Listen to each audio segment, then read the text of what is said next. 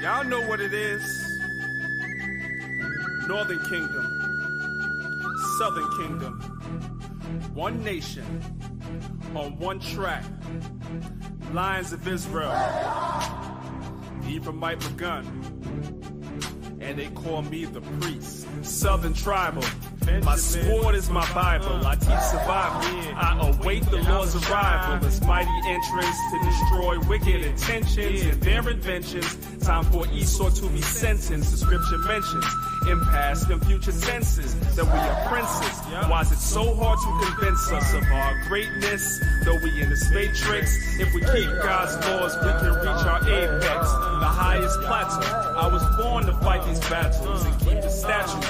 Who says my sword ain't two-edged? Who says we ain't God's true heirs?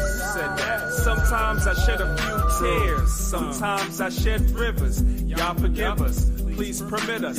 Yahweh Shai delivers. I'm energized like I run on batteries. I'm Daniel with the lions. I'm Judas, Maccabees. I'm David, first Goliath. I'm Samson, first the pillars. Only getting stronger, although they try to kill us. Gorillas. We fight a different type of warfare. It's all love, although we come off austere. It's all love, but life was never all fair. So when times get rough, I say the Lord's Prayer.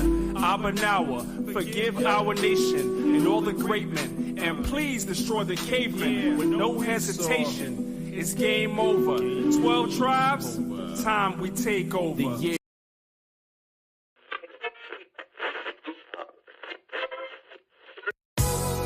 Something soulful to make you soulful. Let's go.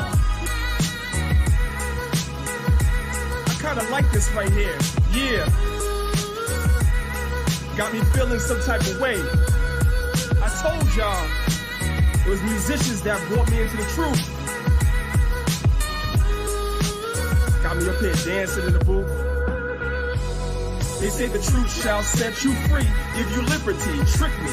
With your lies, you must be kidding me. The end is almost here of this captivity. It's time to repent. They say the truth shall set you free, give you liberty, trick me. With your lies, you must be kidding me. The end is almost here of this captivity. It's time to repent. Now watch this. The blessings, the cursings, the lesson, the purpose. When we break God's laws, it's aggression just worsens. Don't do it. The kingdom, the promise, the greatness, the honors. I want to live to see the day when Satan's demolished. Now, one time for my sister on the soul track, showbiz, AG. Can I get a soul clap? Old man is dead, and I don't want to go back. 12 tribes of Israel, this is bigger than just pro-black. Some speak of peace, and some prophesy doom. Moral of the story is prepare for the bridegroom. He may come at night, he may come at high noon. Everything destroyed like winds from a typhoon, always on time. I said how it's never late. Apply the precepts to life so you can elevate. It won't be long before our people's in a better state. And when we get to heaven, damn right we're gonna celebrate. And I ain't talking about a place that's invisible. Give us our kingdom on earth in the physical. Revelation 5 and 10, cause it's spiritual. Church is a scam, so be careful who you listen to and don't be so easily led. Sheep need to be fed. What's understood never needs to be said. So I teach on the corner, suited in my black boots, always stay humble and keep my movements bright. They say the truth shall set you free, give you liberty, trick me. With your lies, you must be kidding me. The end is almost here of this captivity. It's time to repent. They say the truth shall set you free, give you liberty, trick me. With your lies, you must be kidding me. The end is almost here of this captivity. It's time to repent. Now watch this. 12-tribe breakdown is one of the world's best kept secrets. And that's something that One West had completely correct. And let's get some understanding. They say it's all a facade, and that there's really no supreme God. They say it's all a coincidence. To me, I believe golden ratio is God's fingerprints. It's laid out in the sequence. It's mathematics that creates the matrix. It's designed by intelligence. The disobedient, those evolutionary idiots. I'm talking about the atheists. They hating this. That's why we keep we do this for the most glorious. And don't forget about the kids. You know, these songs get written in like 10, 20 minutes. It's Gotta be the spirit. There's no way I'm doing that. There's no way flesh and blood is doing this. Had a feeling Take that no you're credit. that close Gotta be the to Lord. losing Sorry. your mind. Yeah, everybody talking about lists. I hear 100 tracks saying he still ain't missed. Right? I could've sparrowed that. Okay. Sparrowed this. Yeah. Sparrowed them. Okay, yeah. Sparrowed this. Everybody talking about lists. I hear 100 tracks saying he still ain't missed. I could've sparrowed them. Okay, right? Sparrowed them. Okay, yeah. Sparrowed them, baby. Yeah. Sparrowed them. Yeah. Sparrowed them, baby. Yeah. Sparrowed them. How can I miss? They call me Mister, I'm rocking like this. Feeling like Stephen reside on my wrist. When my pin hit the pedal, you hear it's a swish. Yeah, that is the root. I'm rapping like I should be back in the zoo. Walking the moon every time I come through. I'm a king to a prince, boy, you better than who? I'm swinging my soul like I'm coating it. All of my enemy, low-key, I wrote that. I'm on top of the float like I'm broke, man. He wash my garments, I'm whiter than snow, man. When I'm shooting, I'm up in the scope, man. All of them midi, I call them the Rosen. I just do it for 12 and the chosen. I'm in the spirit, I'm flying and coasting. I'm ripping and stripping and killing them. All of my demons away. Still I'm running with a K, but now it's a JV. It's something like back in the day. Different water that I give them is still water whipping, but this one is gon' get them safe. Get you higher than the ceiling. There's no better feeling than knowing that I'm gon' fade. Gon' fade America. Cause it's almost over, bro, don't get ahead of us. I pray that he let us up. Cause I got the fruit of the spirit and I got my lettuce up. Chef in the kitchen, he chef up. I ain't stepping on nothing, I never cut. All I know is your house, I coming like thief in the night. And I pray that he let us up. Yeah, everybody talking about lists. I hear 100 tracks saying he still ain't missed.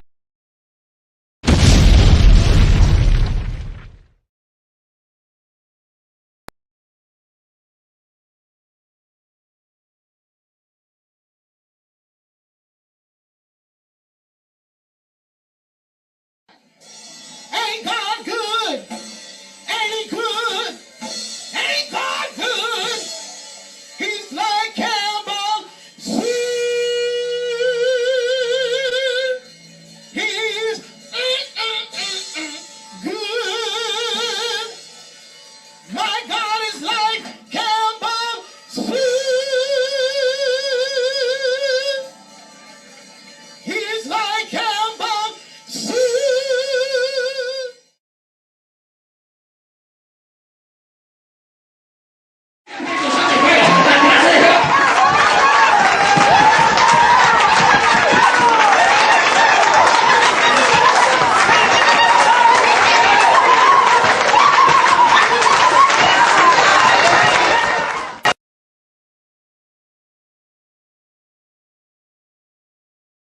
As long, my sister, I know you've been reading the Bible, but as long as we say it's laid up, the wicked gonna keep it. But God says it's time for us to tell that money, you don't belong to the wicked, you belong to us. And I want you to get in the right place. Money coming to me now.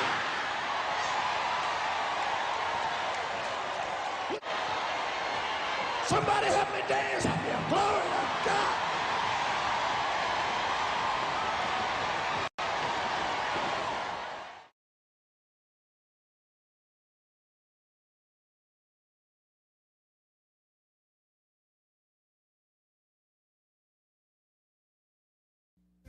Abanawa, Shabashamayim, Kwadash, Hayah, Shamka, Yahweh, Malakwatha, Thaba'a, Ratazaka, Hayah, Aisha, Ba'aratazar, Kowa, Hayah, Bashamayim, Lathanawa, Lacham, Kal, Yawam, Wasalachnawa, Khawbwathnawa, Kasalachnawa, Khawbwathinawa, Wala'a, Tabia Anawa. Manasaya 1, Abal, Hawashayanawa, Mayan, Rai, Kaya, Laka, Hamalakwa, Wa'ala, Wa'athapa Arath, La'ai Walamyam, Aman.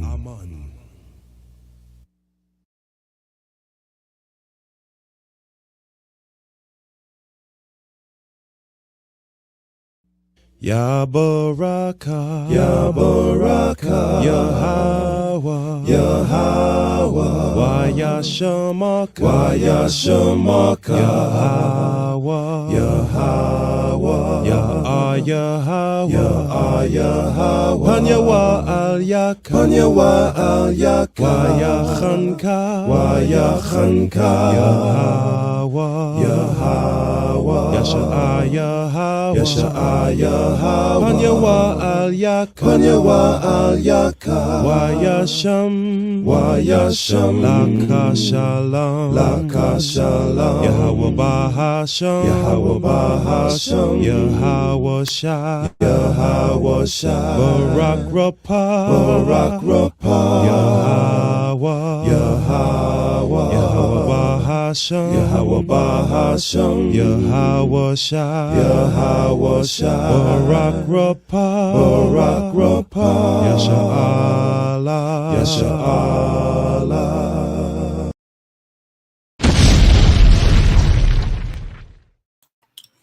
I want to say shalom to everybody.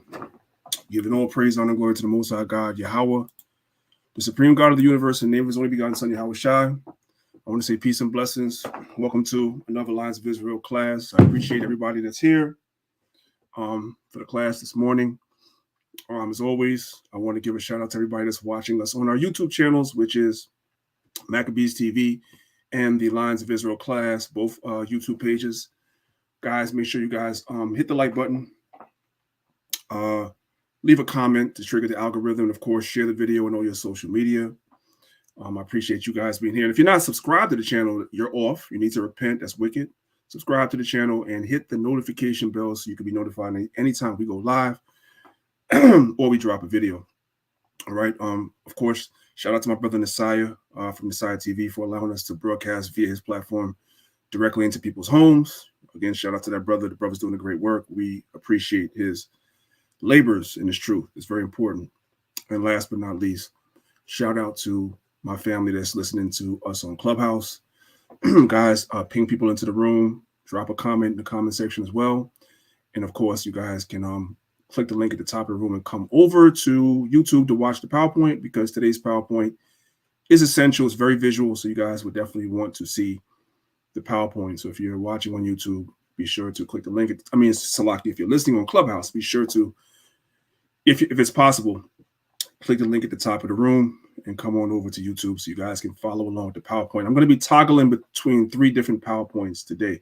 Ladies and gentlemen, brothers and sisters, there's a lot going on in the world right now as we speak. As you guys can see, there's a bunch of things going on in the world. I want to call you guys' attention. I'm going to share my screen real quick. I'm going to call you guys' attention to a very famous quote that's attributed to a brother by the name of William Shakespeare. All right, so you guys can see the quotes. All right. So you guys can see it, right? I'm going to focus on this one right here on the right-hand side. It says, all the world is a stage, and the men and women merely are players. That's a quote attributed to William Shakespeare, the great playwright. Everything that's happening on the earth that we see, right down to the smallest microcosm that you could think of, is all orchestrated by the Most High. Everything. Most High has things playing out the way he has things playing out. And it is strange. It is entertaining almost, right? We're seeing everything that's happening, especially on the political landscape. We're seeing a lot of different things happening, and it's almost comedy, right? It's very entertaining. The whole situation with Joe Biden and the debates, and him walking off stage and wandering off where nobody is and shaking hands with invisible people, not being able to complete full sentences, slurring his words, just, pretty much having a whole cognitive breakdown before our eyes is all theater. And the Most High is allowing and causing these things to happen because prophecy must be fulfilled. And so what we want to do is we want to center ourselves and check and see where it is in prophecy that we are, because we're not looking at a calendar to decide where we are in prophecy, but we have to look at the book. We have to measure the times that we live in against what's written in the Bible. And that's how you know where you are in the timeline of prophecy. There's a lot to get through today, brothers and sisters. I would not lie to you guys to say that I think I'm going to finish what it is that I'm starting today, but I'm gonna get through as much as I can until 12 o'clock. And then the guard first gang will take over. And what I don't finish today, if it be the Most High's will, then I will pick it up next week. So today's topic is going to be Revelation chapter 17 and prophecy. Right. Let me give you guys a better look because you guys don't need to see me. You didn't come here to see me. So I took myself off the screen. Yeah. So today's lesson is going to be understanding Revelation chapter 17 and end time prophecy. I'm going to just go ahead and say I'm certain this is not going to be done today because there's a lot to get through. And it's been a long time since I went over some of the stuff. And I know sometimes because it's gaps in between when I go over the stuff, people lose the thoughts. So I'm going to take my time. And wherever I end up this week is where I end up, and we'll pick it up next week. Revelation is one of the books that people try to use, they weaponize against Bible believers in general to make mockery of the Bible and to say that the Bible is a fairy tale no different than Snow White, Cinderella, the Three Little Pigs, right? The Three Bears, the Big Bad Wolf, you name it. That the Bible is on the same level as those things because of the symbolism and the verbiage of books like Revelation specifically.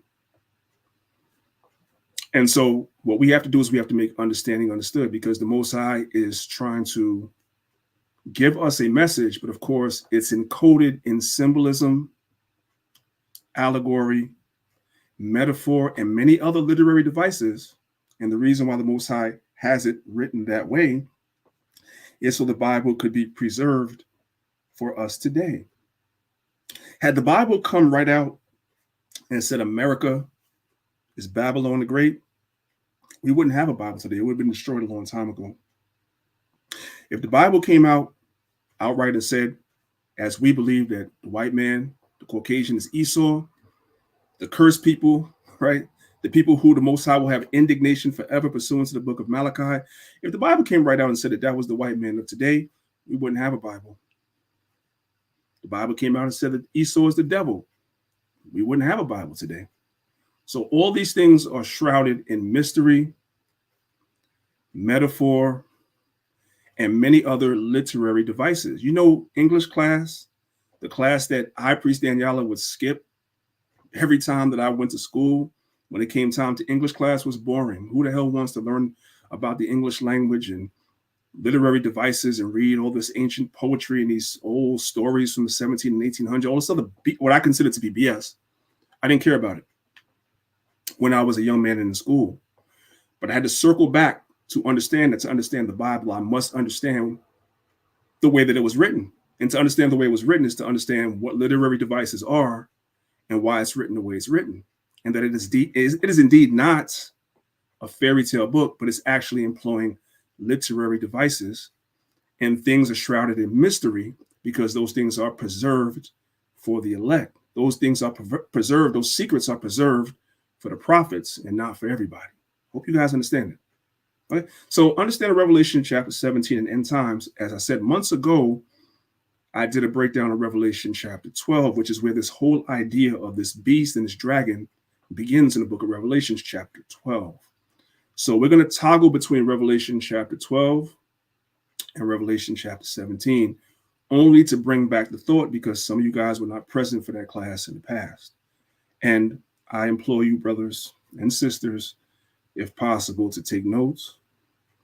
Maybe at some point come back and watch the video again, because I'm certain that people that you know will have questions about dragons in the Bible. What the hell is this? Game of Thrones? Like, what are we talking about? But it's not talking about any of those things at all. It's shrouded in literary devices that we're going to discuss. All right. So with that being said, understanding Revelation chapter 17 and end time prophecy. So let's get into it. First thing that I want you guys to know about is a term that many of us are not familiar with because What is fed to us on our timelines on social media is folly and sin and everything else that is against the Most High. That's what's fed to us on our timelines of most of our social media. And a lot of it is the algorithm that feeds us a lot of this stuff. But watch this, brothers and sisters. The algorithm sometimes is triggered by your and my curiosity. So, you know, you might go on YouTube or you might go on Instagram and you might, you know, you've heard all the chatter. You're at work or wherever you are, and you've heard all the chatter about the BET Awards and how ratchet it was and how raunchy it was, right? So your curious mind says, how bad really was it? Let me go ahead and let me go and look and see a couple of clips on TikTok or a couple of clips on Instagram and see just how bad it was. So what happens is the algorithm sees you looking at that, because that's the way it's programmed. It's very sophisticated. It sees you guys looking at that stuff. And then you're thinking, okay, I looked at it, I saw it, I'm done with it, right? Then you come back to your TikTok page, your Instagram page, and you're scrolling and you're seeing a lot more of that. That's the algorithm doing that. It's feeding us that stuff on purpose, but also sometimes our curiosity kind of controls what we are viewing on social media, which is the number one way that news is translated and transmitted nowadays is through social media, through websites like TikTok, YouTube, Instagram, etc. X, formerly known as Twitter. Those are the places that people are getting their news nowadays. It's not NBC, it's not ABC, it's not CBS, CNN, MSNBC, or Fox. It's the internet. I say all that to say, if your algorithm is triggered a certain way because of what they're trying to feed you and because of what you're curiously looking at, and when I say you and I, because I will look sometimes and say, now hear the same things like, yo, the BT was ratchet. I mean, let me go see what the hell is this going on. And I'll look at that, and then I will notice on my timeline, that's all I see. I know I did that. I'm partially responsible for that. I have to take accountability. I went to look and see how bad it was, and now they're feeding me the stuff. You guys understand? But I'm smart enough and understand and spiritual enough to know that that's what they're doing. And so now I got to go look at a news page so the algorithm could see me looking at some damn news stories and start feeding me that. Does everybody understand? And so what happens is that a lot of times we're paying attention to what we're seeing on our timeline, but something that we're not familiar with, and this is not a regular word that Negroes are familiar with, is something called geopolitics. Geopolitics, brothers and sisters, is your prophecy playing out in real time. It is the vehicle by which you measure the times to see what time you're living in. It's through geopolitics. What's going on in the world? Give me 1 second, guys.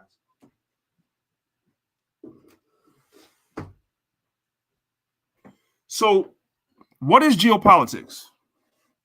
And why is it important? So we went to the Encyclopedia Britannica just to get a general idea of what geopolitics is. So geopolitics is an analysis of the geographic influences on power relationships in international relationships. Influences on power relationships in international relationships. America has influence basically over the world and influences a lot of people around the world. We're about to read that in the book of Revelation, chapter 17. The word geopolitics was originally coined by the Swedish political scientist Rudolf Gellin around the turn of the 20th century, and its use spread throughout Europe in the period between World Wars I and II, and came into worldwide use during the latter. In contemporary discourse, geopolitics has been widely employed as a loose synonym for international politics. International politics. That's what geopolitics is. This is where many of your prophecies are unfolding and taking place. But as I said before, a lot of times because of what we're ingesting, we're not really as focused as we should be on geopolitics. We're not seeing the prophecies unfolding before our eyes, and therefore we don't know where we are on the timeline of prophecy. Now, granted, some of the stuff that we're being fed on the world stage, on the news, is this whole thing with Kamala Harris and Donald Trump and Basically, we're being fed gender politics, right? Oh, well, she's a woman. We're being fed racial politics. Oh, she's a black woman, which many of us believe that she is not. But those things really don't hold weight in terms of end time prophecy. We're supposed to be tracking what nations are doing, not what they identify as sexually, not what their gender is, not what their race is, but what actions are they taking that the Bible says these nations would take, which would be tokens or signs for us to see that this is the end. That's what we're supposed to be focused on. But the media is feeding you everything else. For instance, on my timeline, you know what I'm seeing all week? The divide. I'm going to use a colloquial term that we all use, the divide between black men and black women, right? The media is hyper-focused on the fact that so many black women, they said there was, 20,000 black women on a call with Kamala Harris?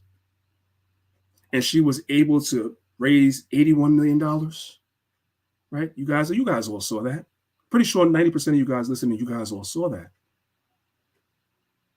While on the other side, on Fox News, if you guys are paying attention, they're pushing the fact that a lot of black men are not voting for her.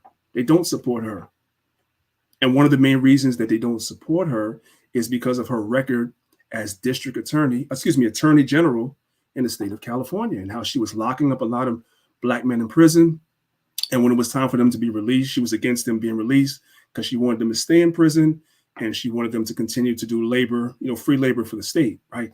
That's what they're focusing on. And I'm not telling you, brothers and sisters, that those things are not worthy of a conversation or important, but those things are not the things that the Bible focuses on in terms of playing out on the world stage in the end times.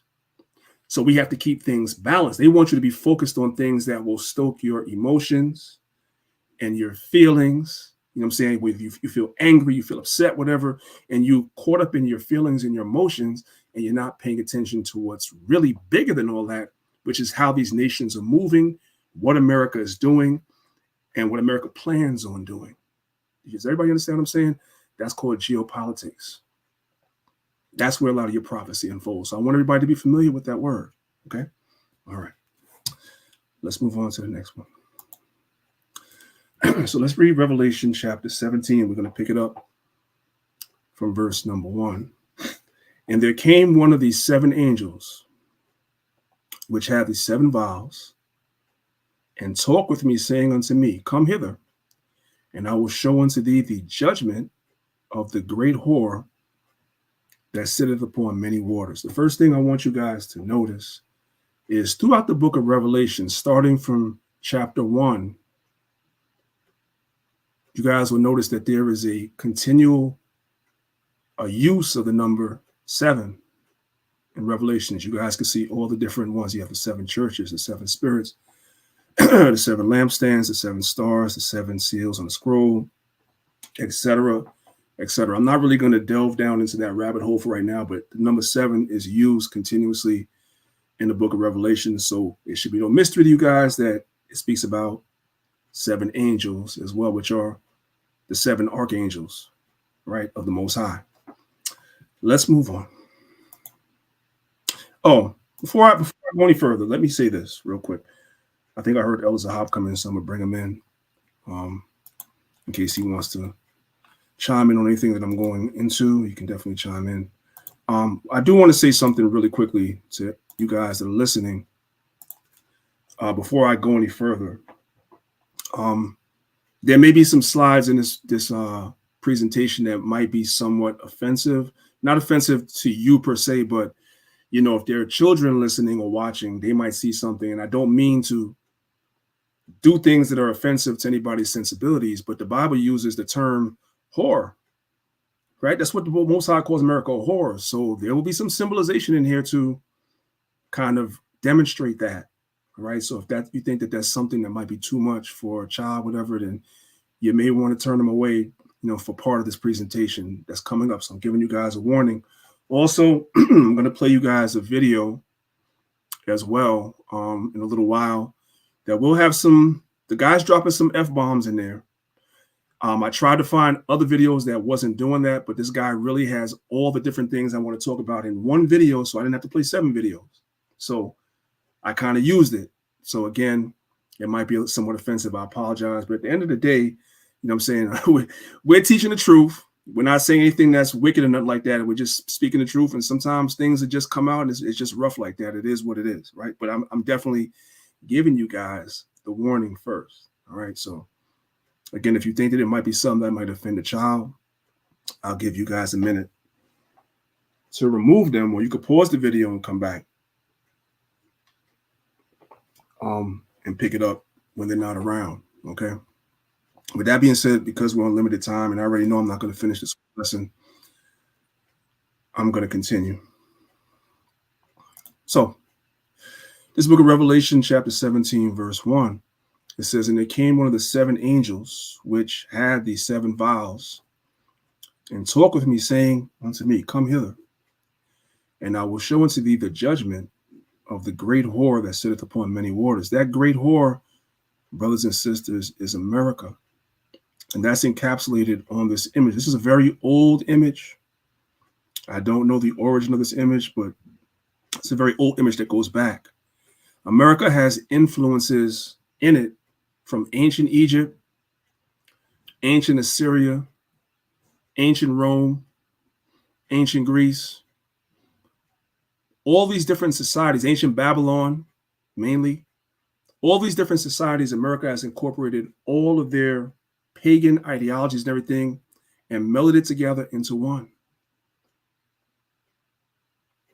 In America, America is controlled by big business, big pharma, big religion. The United Nations is here. America is that great whore that's going to be judged. Now, what we're going to do is we're going to skip all the way down to the conclusion. So this is Revelation chapter 17, verse 1. We're going to skip down to verse number 18. And the woman which thou sawest, what woman? The great whore in verse 1. And the woman which thou sawest is that great city, that's America, which reigneth over the kings of the earth. America is the top superpower, although not for long it appears, but America is the top superpower and the top nation, the top military on the earth today. And she influences the what? The geopolitics of everybody else. If you don't want to go along with what America and her allies say, you can get sanctions put against you. They can pull money. They can pull money from you. There's a lot of different things that they could do to you. Or quite frankly, if there's something they really don't like that you're doing, they can invade you and take your country down and put up leaders that they approve of, right? We've seen this happen in many, many countries where America will invade a country and take down the leadership of that country and prop up leaders that they approve of. They've done it in Iraq. They've done it in Libya. They've done it in many, many African nations, so forth and so on. They've done that. Now, the question to the Israelites, that especially you guys are the teachers, what other people did that in ancient times? The answer is the Romans. When you go back and you read the book of First Maccabees, the Romans did the same thing. That was their reputation. They would take nations down and set up leaders that were friendly and sympathetic to the Romans' ambitions, people that they liked, that would be obedient and loyal to them. They would prop those people up and make them leaders instead. That's how you know that America is Rome all over again. It has the same spirit. They even did it to the Israelites. Who set up Herod as king? The Roman Senate. Herod is an Edomite. Who is supposed to be our king? David and his line. But the Romans said, no, we don't care about that. We like Herod. Herod is one of us. We like him. So they made him king instead. Does everybody understand that?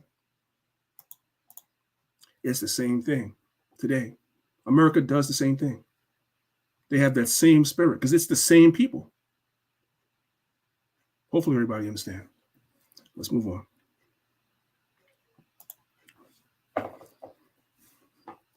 The Most High called Israel a whore at one time as well. Why is America called a whore? I'm going to use Israel as an example when the Most High called us the same thing. This is the book of Ezekiel, chapter 16. We're going to pick it up from verse number 25, because there's a harmonious thread, a golden thread that stretches all the way through the Bible. So when we start reading things in the book of Revelations about Babylon the Great being called a great whore, it's not literal, it is figurative. The Most High called Israel the same thing. It's the book of Ezekiel, chapter 16, verse 25. It says, "Thou hast built thy high places at every head of the way, and has made thy beauty to be abhorred, and has opened thy feet to everyone that passed by, and multiplied thy whoredoms." What are the whoredoms that we multiplied? We built high places, aka we got into idolatry. We set up idols in our land.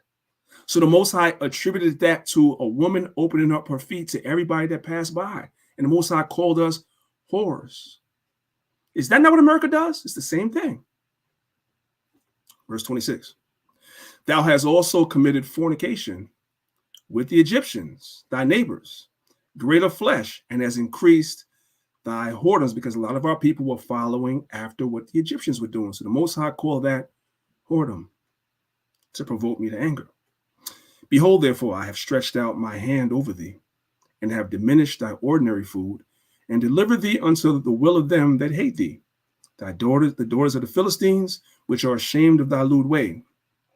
Thou hast played the whore also with the Assyrians, because thou wast insatiable. Yea, thou hast played the harlot with them, and yet could not be satisfied. Thou hast moreover multiplied thy fornication in the land of Canaan unto Chaldea, and yet thou wast not satisfied wherewith." So Israel was committing whoredom and fornication with all the nations that were around us by following their gods. So when you guys read about whoredom and fornication in the book of Revelations, it's the same thing. It's getting into all the evil and wicked things that America does that's against the Bible. Our people are into it, and America has now exported this wickedness all around the world. And all the other nations follow behind it. This is how we know this is not talking about the Roman Catholic Church, because the doctrine of Christianity is that this is talking about the Roman Catholic Church, but it's not talking about the Roman Catholic Church, because Roman Catholicism is not spread everywhere the way the philosophies of America is. There are certain places in the world where the Roman Catholic Church does not have a stronghold, especially in countries that are Arabic, for instance, that are into Islam, for instance, Islamic states. They don't have a stronghold there. Does everybody understand? But even in the Islamic states, you guys will see that liberal attitude of America. The whoredoms and wickedness of America, the fornication, the sexual lewdness of America, even in Islamic states. You know what a good example of that is, brothers and sisters? The United Arab Emirates. The United Arab Emirates. What is one of the most popular places to visit in the United Arab Emirates? Is Dubai. What do brothers go over to Dubai to do? Freak off. That's what they do over there. You guys know that. What are our sisters going to Dubai to do? It's a damn shame. What else? Some of you guys know what I'm talking about. It's a damn shame what some of the sisters are going over to Dubai to do. To keep up with the Joneses, in order to make it seem like you're living a lavish lifestyle. You lower yourself so much that you're going over to Dubai. Let me try to find some nice words. Let me try to find some good words. Our sisters are going over to Dubai and accepting money for those Arabs to treat them like a porta potty. I'm sorry, that's just what it is. You guys can look it up on YouTube for yourself. There's plenty of videos with sisters confessing and testifying that that's what they did and they're ashamed of it now. And so that's what they're doing. That's not the ancient ways of the so-called Arabs or people that were into Islam. But Dubai is like a more liberal city. So a lot of that stuff takes place there. And a lot of that stuff takes place from, and they're influenced by basically the West. Because only Esau is into lewdness like that. That's not a thing for the other nations. That's not a thing. Anyway, picking it up from verse Number 29, Ezekiel chapter 16. Thou hast moreover multiplied thy fornication in the land of Canaan unto Chaldea, and yet thou wast not satisfied wherewith. How weak is thine heart? The word heart in Hebrew goes to the word lab, which means your mind. You have to be weak-minded to do this stuff. Our people were weak-minded then and now. How weak is thine heart, saith the Lord God, seeing that thou doest all these things, the work of an imperious, whorish woman. So the Most High likened us going into idolatry and following the ways of these other nations to being an imperious, whorish woman. So when you see this word whore, it's not literal in the book of Revelations. It is figurative, because the things that America pushes, the things that America stands by, the things that America promotes, that our people follow and the other nations follow, is likened to whoredoms, wicked. Hope everybody understands that. All right, let's move on. This is the book of Jeremiah, chapter 2, verse 20. Just some more precepts. It says, for of old time I have broken thy yoke and burst thy bands, and thou saidest, I will not transgress. When upon every high hill and under every green tree thou wanderest, playing the harlot. So it's a repetitive thing that the Most High is saying about our people. That's what our people did. They would go into idolatry, and the Most High compared that to playing the harlot. Does everybody understand that? Okay. So now you guys should have a better understanding of why the Most High refers to America the same way. America is a great whore. And she commits fornication with all the kings of the earth, not physical, but spiritual. It's figurative. All the other nations follow behind and indulge in her wickedness. And that's why the Lord is going to judge her. Let's move on.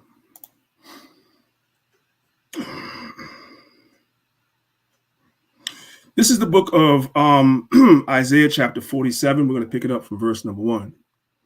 It says, come down and sit in the dust, O virgin daughter of Babylon. Sit on the ground.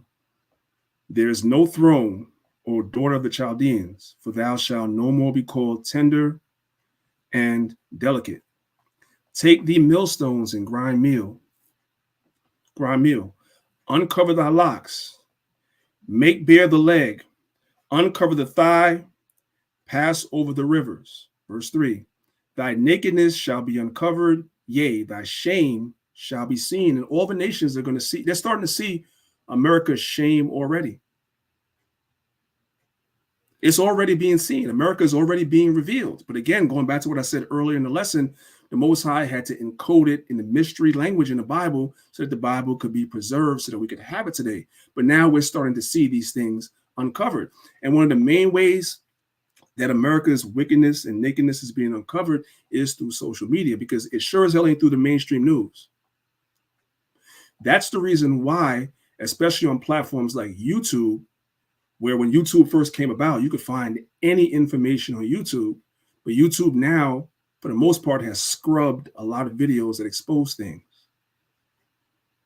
You still can go to YouTube channels like Press TV, Press for Truth TV, Al Jazeera, BBC America, and you can get some things. But a lot of truth, a lot of things that expose certain things have been scrubbed from those websites. However, you have other websites that are wildly popular worldwide, like TikTok. And you still could find a lot of these videos that expose things on TikTok. So people are seeing things for what they are on a national level here in America, and then on a geopolitical level worldwide. We're seeing what these nations are doing. We're seeing what these politicians are doing. We're seeing all the moves on the chessboard. We're seeing the information that they give us, and we're also seeing the information that is suppressed. You can find all those things on TikTok, especially, but also on websites like Twitter, aka X. You can see these things, and you're beginning to see America is exposed, and they know it. That's one of the reasons why, guys, a few months ago, they were trying to force the owners of TikTok to sell, because the website is too open. It's too much information. They were trying to force them to sell it. And guess who they were trying to force them to sell it to? A small hat. Because the minute the small hats take over, now information is going to be suppressed. But it's too late. The proverbial genie is out the bottle. You can't put the genie back in the bottle once it's out the bottle. It's too late. You've already been exposed. Your nakedness has already been uncovered. Verse 3 again, Isaiah 47, verse 3, it says, thy nakedness shall be uncovered, yea, thy shame shall be seen. I will take vengeance and will not meet thee as a man. Now, but I want everybody to understand, and we're not arguing this with people that can't get it. He who hath an ear, let him hear. If you can receive it, all praises. If you can't, all praises. This is not talking about ancient Babylon. Why? Number one, if you study history, ancient Babylon, when it fell peacefully. I'll show you guys that another time. Because if I go looking for the PowerPoint right now, I don't have it open, but you can look this up yourself. When ancient Babylon fell, it fell peacefully. This is not talking about that. This Babylon is going down bloody. It's spoken about in Isaiah chapter 47. Because in the spirit, it was talking about the future. Although there might be elements of Isaiah chapter 47 that might have been talking about back then, but in truth, this is a future prophecy. Verse number 3 again, thy nakedness shall be uncovered, yea, thy shame shall be seen. I will take vengeance and will not meet thee as a man. As for our Redeemer, the Lord of hosts is his name, the Holy One of Israel. Sit thou silent and get thee into darkness, O daughter of the Chaldeans, for thou shalt no more be called the Lady of Kingdoms. And America was called the Lady of Kingdoms. She was the top kingdom. As a matter of fact, outside of the Revolutionary War and maybe the French Indian War, there haven't been any major wars fought here in America in hundreds of years. We always, when America goes to war, America's always going to war overseas and bombing somebody else's country and invading somebody else's country. That hasn't happened here. But that time is coming. America's time is coming. Verse 6, it says, I was wroth with my people. I have polluted mine inheritance and given them into thine hand. Thou didst show them no mercy. Upon the ancients hast thou very heavily laid thy yoke. And this is true of ancient Babylon, yes, but this is also true of Babylon the Great as well. And thou saidest, I shall be a lady forever, so that thou didst not lay these things to thy heart, neither didst remember the latter end of it. Therefore hear now this, thou that art given to pleasures, thou that dwellest carelessly, that saith in thine heart, I am, and none else besides me. I shall not sit as a widow, neither shall I know the loss of children. America, outside when America goes to war, yes, of course, soldiers go down, soldiers die, so forth and so on. But here on the home front,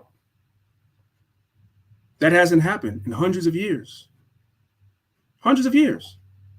We go to other people's countries. We sometimes will bomb cities, right? And in these cities, when you're bombing these cities, sometimes you're actually overturning grave sites where people are buried. There's a lot of different things that happen when you bomb places. You kill people. Sometimes these people are not even buried properly. Sometimes we're burying them in mass graves. They don't even get a proper burial or nothing. That hasn't happened over here in hundreds of years. But the America's time is coming. That's what God is saying. Their time is coming. Verse 9, but these two things shall come to thee in a moment, and one day, the loss of children and widowhood, and they shall come upon thee in their perfection, and for the multitude of thy sorceries, and for the great abundance of thine enchantments. And again, when you look up ancient Babylon, when their time came to fall, this is not how they fell. So this is actually alluding to something else. And what is it alluding to? Future prophecy, the judgment of the great whore, Babylon the Great, which is America. Let's move on. I'm going to skip this for now. Let's continue. So Revelation chapter 17, verse 1, and there came one of the 7 angels which had 7 vials and talked with me, saying, come hither. I will show unto thee the judgment of the greatest whore that sitteth upon many waters. So what are these many waters that the whore sits upon? Let's jump down in the same chapter to verse number 15, where Yahushua shows John what this many waters is. We don't have to make it up. It's right here in the same chapter. It's Revelation chapter 17, verse 15. And he said unto me, the waters which thou sawest, where the whore sitteth, are peoples and multitudes and nations and tongues. So America sits on, which means in a sense, America rules or controls many people, multitudes, nations, and tongues. And they follow behind her and do the abominations that she does. And so the Most High is going to judge America. And by extension, the Most High is going to judge all the other nations that follow behind America too. So on the screen right here, you guys will see that I have this chart right here of this map of U.S. military bases around the world. The United States has 850 approximately, and I don't know when this chart was put together, so it could very well be old and it can be more by now. But I just put this here as an example. I want you guys to look and see where the United States has military bases. We have obviously a lot of bases in North America, and I believe it's the blue, right? So we have bases there. We have bases in South America. We have a lot of military bases in Africa. Of course, we have a lot of, look at all this blue over here in the Middle East, right? We have bases all throughout Europe, and we have bases as far east as Australia, New Zealand, Japan, and all the islands over there in the Pacific. We have bases everywhere. And everywhere that we have these military bases and we have influence and control, we also have influence and control over the shift of the culture of the people, because a lot of times we bring our lewd acts around the world. They follow us. They follow us. You have grown American men. I'm trying to put some good words on this, but listen, we're having a real conversation. Sex trafficking is real, unfortunately. And there's a worldwide sex network amongst mainly white men. We saw this with Jeffrey Epstein, guys, so I'm not telling you nothing that you don't already know, where white men, especially white men of means, go around the world, right? And into these poor countries where a lot of people are lacking resources, lacking finances, so forth and so on. And they are seducing young boys, mainly, because a lot of these dudes, y'all already know what they are. They're Leviticus 20:13. They're going to these countries and they're seducing young males, buying them gifts, giving their family money, whatever it is they have to do. And they're going and they're sleeping with little boys. Sometimes they pay the parents off. And the parents will give these grown men their sons, and some their daughters too, but their sons, to lay with. This is really going on. Jeffrey Epstein is just a fall guy. This is a worldwide thing. Epstein Island is just one place amongst many. This is America exporting her wickedness everywhere we go. It's happening all throughout Africa, all throughout South America, all over the world, all throughout East Asia. That's what they're doing. Let's not be stupid. This whole thing about having a passport, which is a big conversation now, white men have been doing this for decades. Getting their passport, but when they were going overseas, they was not sleeping with women, they were sleeping with boys.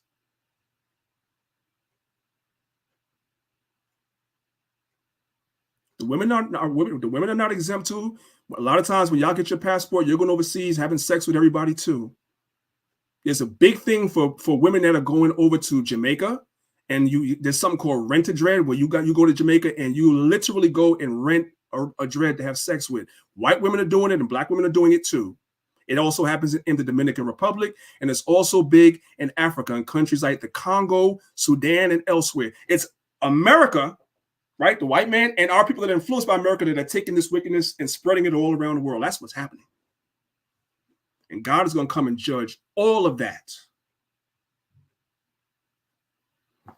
Hope y'all understand. So the whore sits upon many waters. That's many people, multitudes, nations, and tongues that she influences and rules. And they follow behind her. So there's judgment coming for that. Let's go.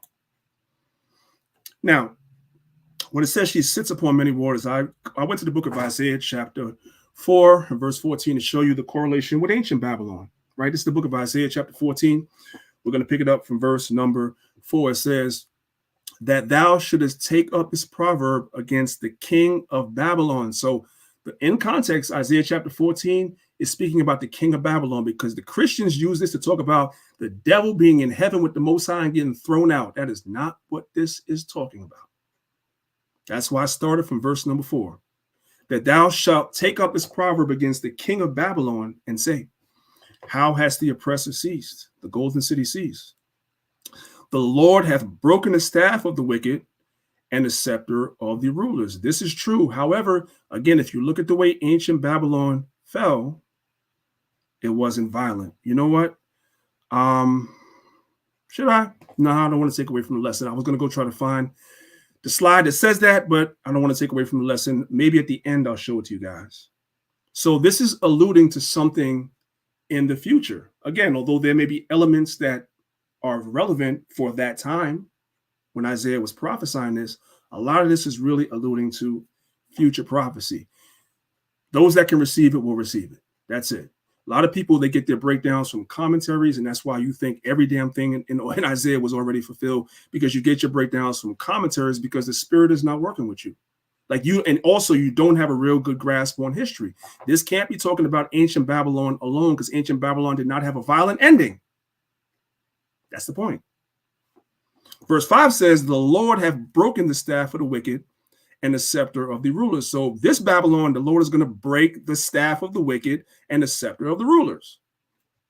Verse 6, he who smote the people in wrath with a continual stroke, he that ruled the nations in anger is persecuted and hindereth not. The whole earth is at rest and is quiet. They break forth into singing. When ancient Babylon fell, the whole earth was not at rest, because right behind them came in the Persians, the Medes and the Persians, right behind them. Yea, the fir trees rejoice at thee, and the cedars of Lebanon sing, since thou art laid down, no feller is come up against us. Hell from beneath is moved for thee to meet thee at thy coming. It stirs up the dead for thee, even all the chief ones of the earth. It has raised up from their thrones all the kings of the nations. All that shall speak and say unto thee, all they shall speak and say unto thee, art thou also become as weak as we? Art thou become like unto us? Thy pomp is brought down to the grave, because America is a pompous kingdom. But there's going to come a time where the other nations that once were allies of America is going to turn on America, and they're going to burn her with fire. That's what the Bible says. We're going to get to that in Revelation 8. That's in Revelation 18. We're going to get to that eventually. And the noise of thy vows, the worm is spread under thee, and the worms cover thee. Verse 12. How art thou fallen from heaven, O Lucifer? This is not talking about no devil that was in the heavens with the Most High, and he got a bunch of renegade angels, and they got together and decided we're going to overthrow the Most High. No, brothers and sisters, this is talking about the king of Babylon. That's why we started from verse number 4. Heaven and hell are conditions on the earth. Real quick, let's just get that, because somebody's like, I don't know. So real quick, let's get this real quick. Let's open up the Bible verse real quick. Let's go to the book of Lamentations chapter 2 real quick, just to show you guys the contrast of heaven and hell, so that we we're not confused. Let's go to the book of Lamentations, chapter 2.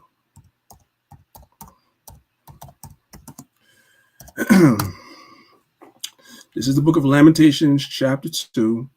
We're going to start from verse number 1. It says, how hath the Lord covered the daughter of Zion in a cloud in his anger, and cast down from heaven unto the earth the beauty of Israel, and remembered not his footstool in the day of his anger. So at one time, we were considered to be in heaven, meaning the Most High was with us. We were in our land. We were keeping the commandments. So that was a state of being in heaven. But the Most High said he cast us down to earth. Why? Because we broke God's law. So heaven and hell are just conditions that are playing out on the planet Earth. So let's come back to the PowerPoint. So again, picking it up from verse number 12, how art thou fallen from heaven, O Lucifer, son of the morning, right? Because at one time, the Babylonians, the ancient Babylonians, they were in heaven because they were the world's superpower for a couple of 100 years, right? And they ruled, and they had nations under subjection. The Most High told the other nations not even to rebel against Nebuchadnezzar. Don't even try it. Don't even try it. They had their chance to rule. But of course, they were a wicked nation, so eventually the Most High translated the kingdom from them to the Medes and the Persians. It's the same thing with modern America.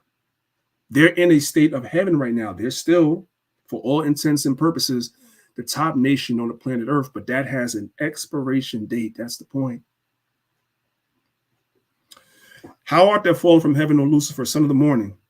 How art thou cut down to the ground, which didst weaken the nations? And that's what America does. They do that through their military, through their politics, through their religion, through everything. They weaken the other nations. The other nations leave their ancient customs, which are also pagan, by the way. Let's keep it a buck. These ancient traditions these other nations have are pagan, but these other nations will drop their ancient ways, their ancient customs to follow behind America. All for $1, pretty much. That's what it boils down to. For thou hast said in thine heart, I will ascend into heaven. I will exalt my throne above the stars of God. I will sit upon the mount of the congregation in the sides of the north. So I came here just to show you guys the correlation that Isaiah chapter 14 and verse 13 is pretty much saying the same thing as Revelation 17:1, that this Babylon would sit upon many waters, meaning they're going to sit upon many people. They're going to rule a lot of nations. They're going to be influential over a lot of nations, and a lot of nations are going to follow them.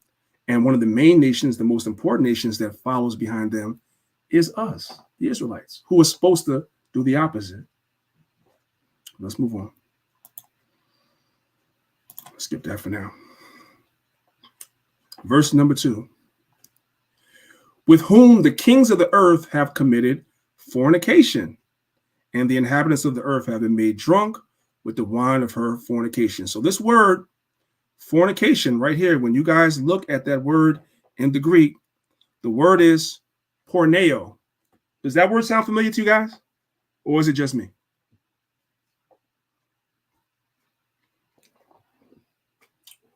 That's the reason why that word has that's the reason why that word or that thing is called what it's called, because it's a word that goes back to the Greek. It deals with literal fornication, like literal fornication.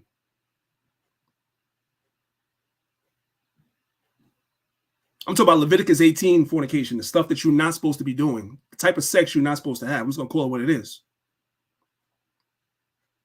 And that's being pushed heavily, and the other nations are on that train as well.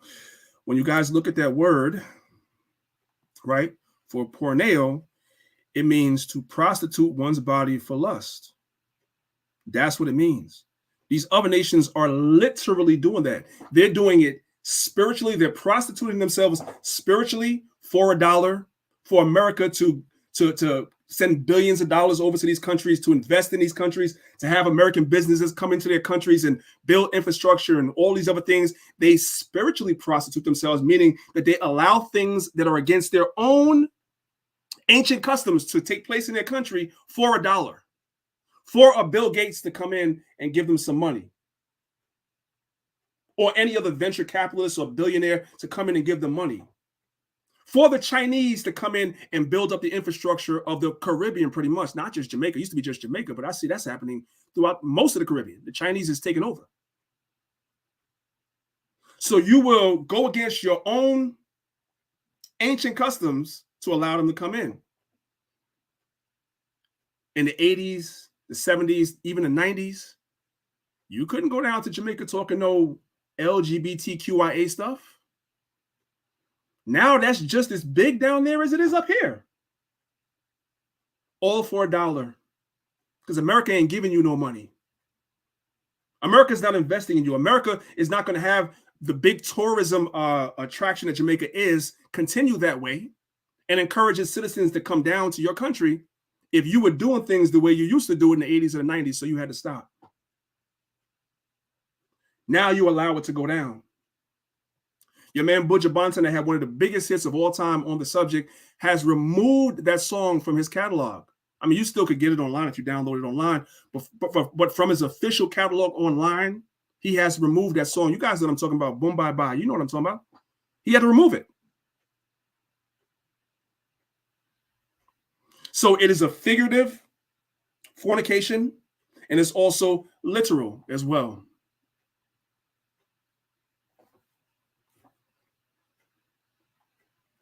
And the kings of the earth have gladly done this. Now this thing is normalized globally. That's what it is.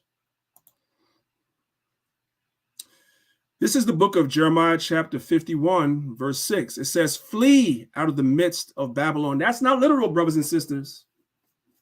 It doesn't mean that we're going to get on a plane and go somewhere in Egypt or Africa to try to escape the judgment that's coming to America. It's not literal. Now, if you want to, I know some brothers have decided to leave America for whatever reason and go over and live in Ghana or live in some, I see brothers that have gone to the Congo, whatever. Some brothers will go down to the Caribbean because your dollar stretches better there. You might have a job where you can work remotely. Like if you work in tech, you might be able to work remotely. So your dollar will stretch a little bit better someplace else. So you might go to another country. So you actually could afford to buy a house for a fraction of what it would cost in America. That's understandable. That's not you fleeing literally. But if you think you're going to escape and go somewhere where, you know, the judgment is not going to be where Jacob's trouble is not going to be, you're wrong. So when it tells us to flee out of the midst of Babylon, we have to do it spiritually. Whatever Babylon promotes, we have to be the opposite of that. We have to do the opposite of that. And we need to rebuke and reprove the wickedness as well, so that some of our people that may be of the elect will come out of that.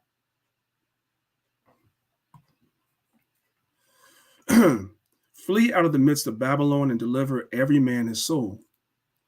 Be not cut off in her iniquity. Right. In other words, you should not allow yourself to get caught up in the wine of her fornication, as it's written in the book of Revelation, chapter 17, so that you don't get cut off like Babylon is going to get cut off. Because Babylon is going to be cut off. The Most High is going to judge the great whore. That's what we read in Revelation 17:1. We're supposed to be delivering our souls so that we do not get cut off in her iniquities. We don't get the same judgment she's going to get for doing the same things. That's what we're trying to warn our people. That's what we do when we go out in the highways and the byways. We try to warn our people. For this is the time of the Lord's vengeance. He will render unto her a recompense. Verse 7. Babylon hath been a golden cup in the Lord's hands, that hath made all the earth drunken. The nations have drunken of her wine, therefore are the nations mad. Right? The nations are mad. When it says mad, it means crazy. It means crazy. Now they're not thinking logically or reasonably anymore because they have now been influenced by Babylon as well. So they're mad. Now, I'm going to give you guys an example of what's going on at home first. What is some of the wine of our Babylon's fornication that the Most High is going to judge her for, right? Oh, that face right there, a face only a mother could love. Y'all know some of y'all like Kamala Harris. Some of y'all do. Deep down, you do. I want to show you guys One of the reasons why God is going to have to judge this place. This is a recent ad that Kamala Harris posted. Some of you have seen it, maybe some of you have not seen it. And yeah, just watch. Let me turn the volume up. Hi everyone, it's Kamala Harris. Each day we are seeing our rights and freedoms under attack, including the right of everyone to be who they are. Hold on, y'all. Hold on. Just soak that in for a second. Look in the background. Whose television show is Kamala on? RuPaul. What is RuPaul? RuPaul is a drag queen. Okay? This is who could possibly be your next president, possibly. I have a running casting of lots with certain people about whether that's going to actually happen or not, but still, all the same, this is who could possibly, let's just say for the sake of argument, be your next president. The other nations are seeing this. That's why we read in the book of Isaiah that they have been uncovered. They have been exposed. This is what America is really about. This is the agenda. And a lot of the other nations, a lot of the kings of the other nations, the kings of the earth, as it is written, have committed fornication, and the inhabitants of the earth have been made drunk with the wine of her fornication, meaning they have accepted and embraced this too. All for $1. All right? All right, let's go back and watch this again. Sorry, y'all. I just had to get that off. Let's go. Hi, everyone. It's Kamala Harris. Each day, we are seeing our rights and freedoms under attack, including the right of everyone to be who they are, love who they love, openly and with pride. So as we fight back against these attacks, let's all remember, no one is alone. We are all in this together, and your vote is your power. So please make sure your voice is heard this November and register to vote at vote.gov. Can I get an amen? Amen. Now on with the show. And remember, you better vote.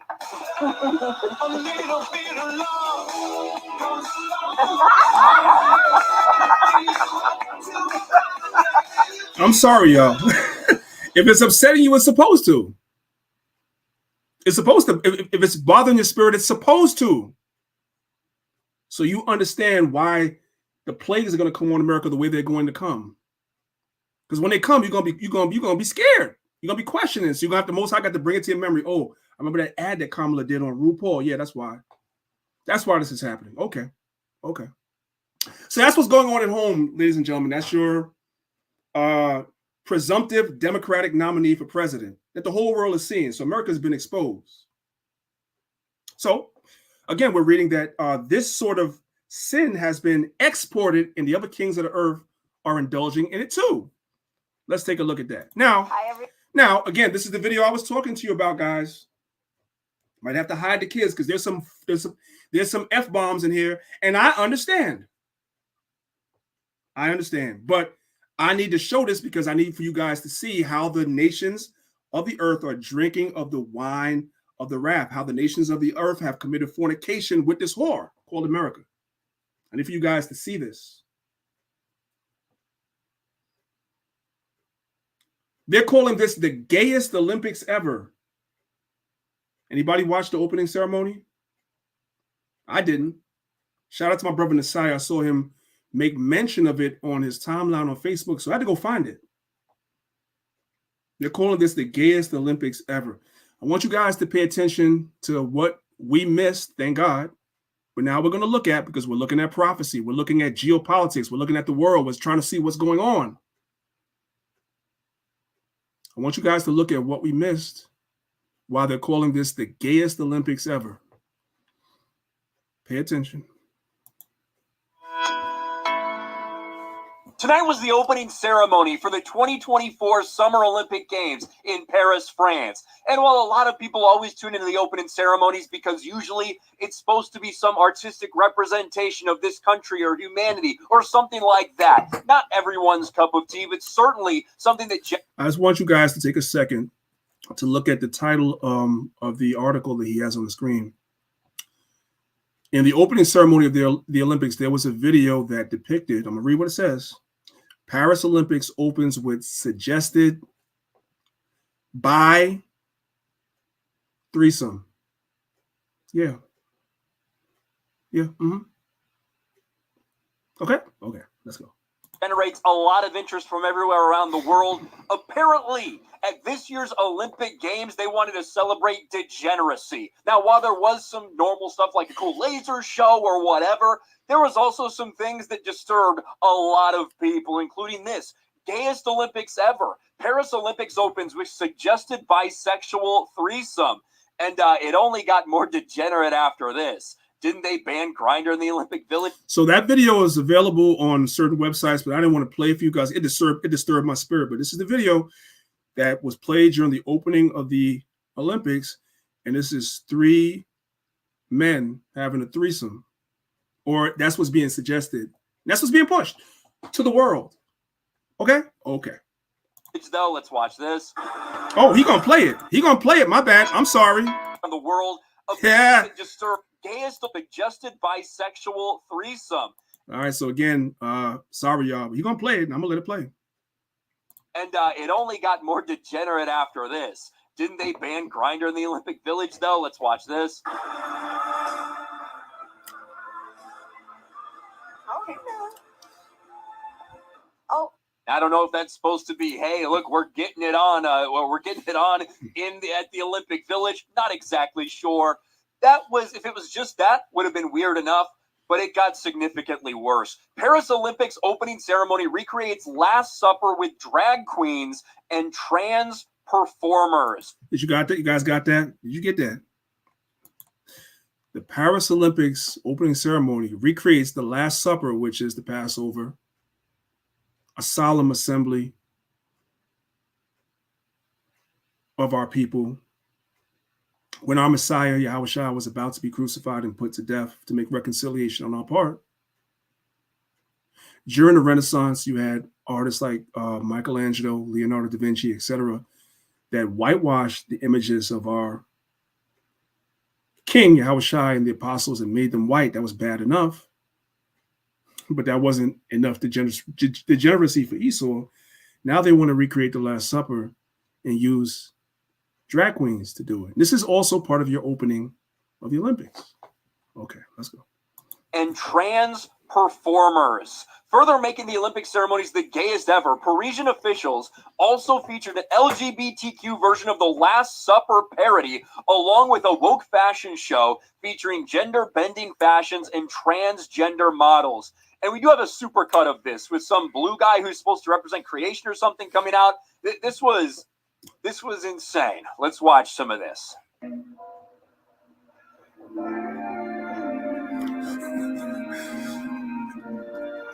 Yeah, are y'all understanding what verse 2 is talking about?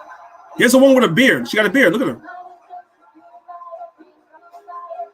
Again, you've got this bearded drag queen trans, not exactly sure what the fuck they're supposed to be, doing a little fashion show. Okay, that's kind of fucking weird. Now, this is, I think, supposed to be a beheaded Marie Antoinette. At least that has something to do with France, right?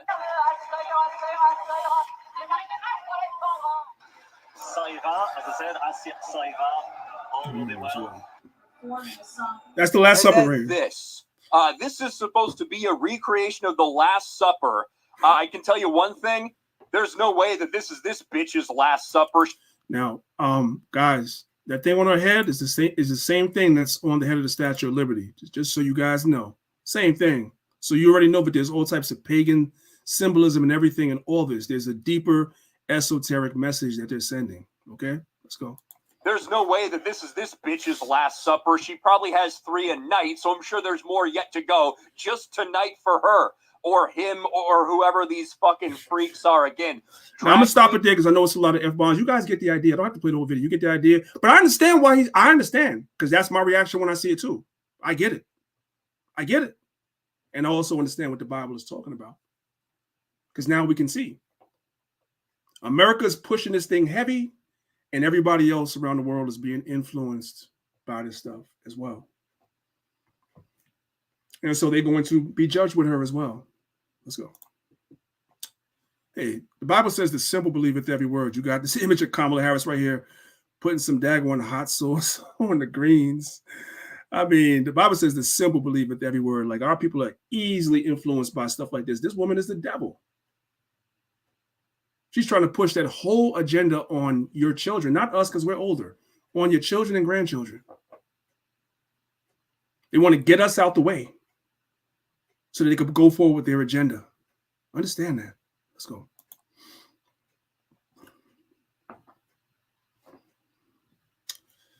I'm going to skip this for now because for the sake of time.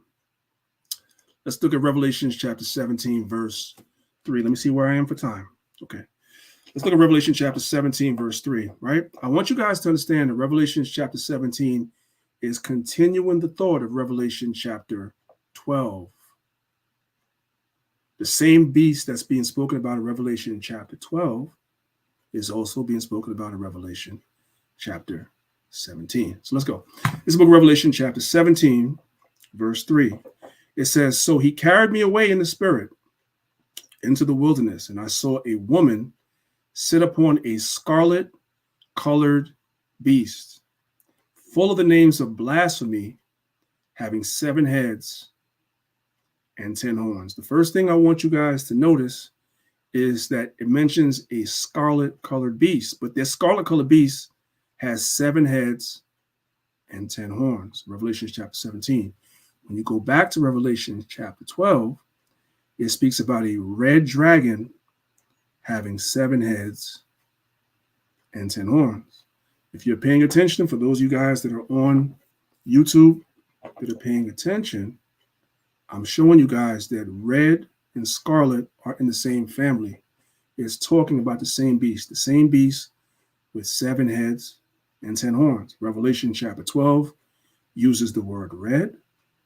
Revelation chapter 17 uses the word scarlet. They are both in the same family. It's talking about the same beast. Does everybody understand that? Don't get confused.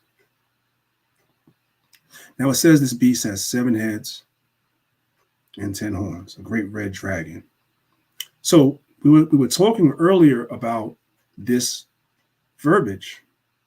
This verbiage can be confusing. This verbiage is the reason why a lot of people don't want to deal with the Bible, because they think the Bible is talking about a fairy tale. Like, who believes in dragons? Like, why is it saying dragons? So let me help you guys out. We're going to come out of this PowerPoint and we're going to toggle over to this PowerPoint right here. And we're going to do a couple of slides over here and we're going to go back. And I did this before when I did Revelation 12. We're going to pick it up from here and go through a couple of things. Okay. Let me go to slideshow. All right, let's go.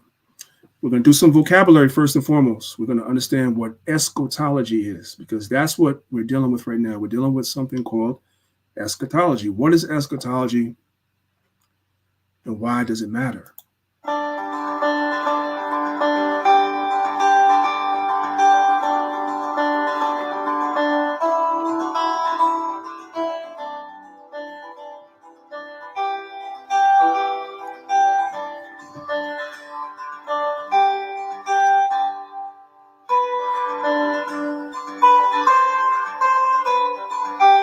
So eschatology is the doctrine that relates to end times. So Revelation, much of it, not all of it, but much of Revelation is an eschatological book. Now, that's not a normal word that most of us use, but I need for especially brothers that are teachers to understand. The Christian apologists, they like to use words like this because they try to bank on the fact that brothers are not learned, brothers are not studied. So you hear them using these Greek words, and they're hoping that you'll be lost. So eschatology is simply the study of the end times. So much of the book of Revelations deals in eschatology. It's still in the end of times. That's how we measure the times. We can look at the geopolitics of the world, and then we can read in the book of Revelation, and we can kind of marry the two, and we have an idea of where we are on the timeline of prophecy. Again, we're not looking at a calendar. We're looking at the Bible, and we're looking at geopolitics, the news. And that's how we understand where we are, what's happening, and what is still left to happen. Okay? I'm gonna leave that there for now.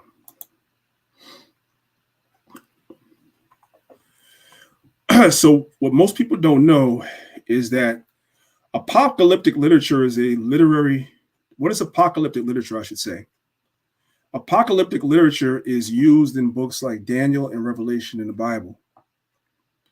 They should be interpreted in the context of real historical development. So yeah, you're going to see something talking about a dragon that has 7 heads and 10 horns, and you're going to think about the Game of Thrones, but it's not talking about that. It should be interpreted in the context of real historical developments. That's how you understand it. Okay, let's move on. Did you guys know that before the book of Revelation was called the book of Revelation, the original name of the book of Revelation was called the Apocalypse of John? That's what it was originally called. Today we know it as the book of Revelation. But if you guys notice this word apocalypse, that is something that is alluded. Let's look up that word apocalypse real quick. Let's look it up and see what the word apocalypse actually means. Let's come back to Google and let's do a search together for apocalypse.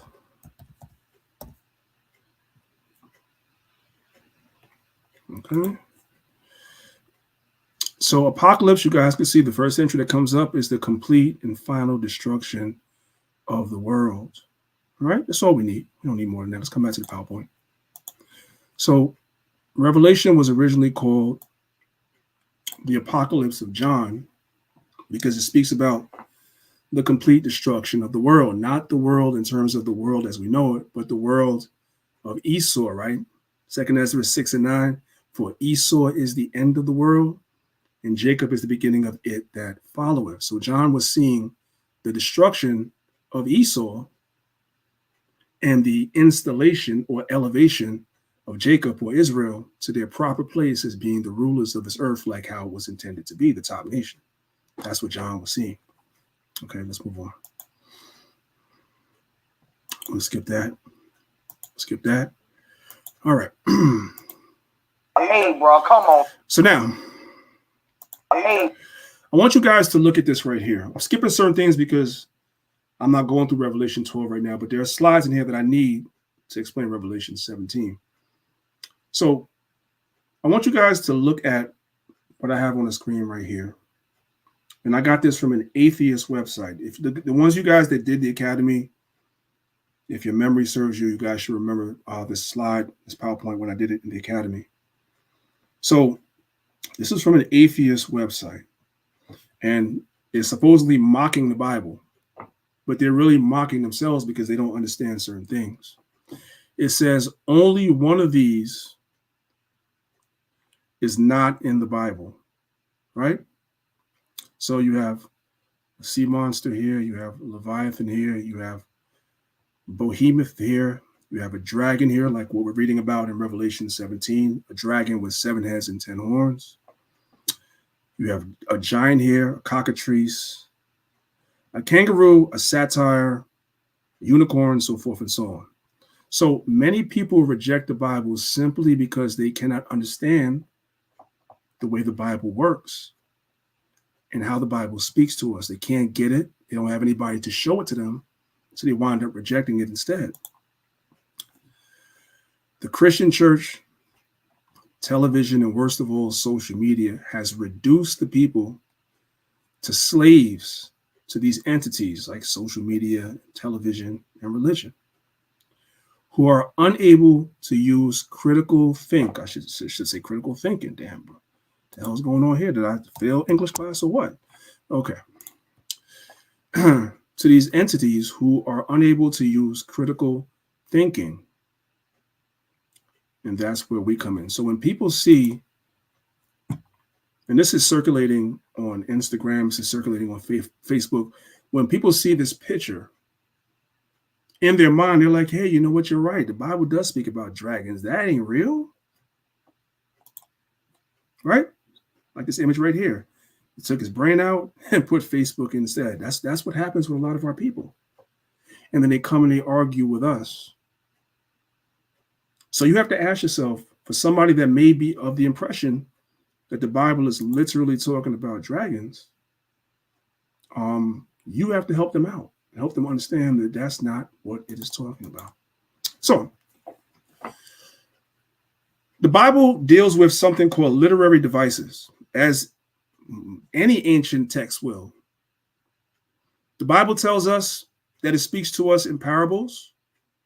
The Bible tells us it speaks to us in dark sentences, riddles, allegories, wonders, motifs, anthropomorphism, symbolism, similitudes, and dark sayings. The Bible tells you this is how there's scriptures for these.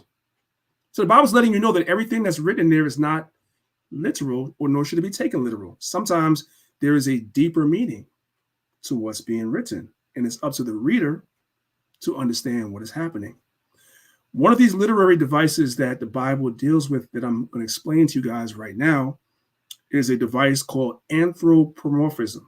Anthropomorphism. That's not a regular everyday black people word. Like anthro, what? Sounds like COVID. Sounds like a damn illness, right? No. The Bible actually deals with anthropomorphism. If you can understand this, if you can grasp this concept, you will better be able to explain not only things in Revelation, but also things in other parts of the Bible to people that may be confused. All right.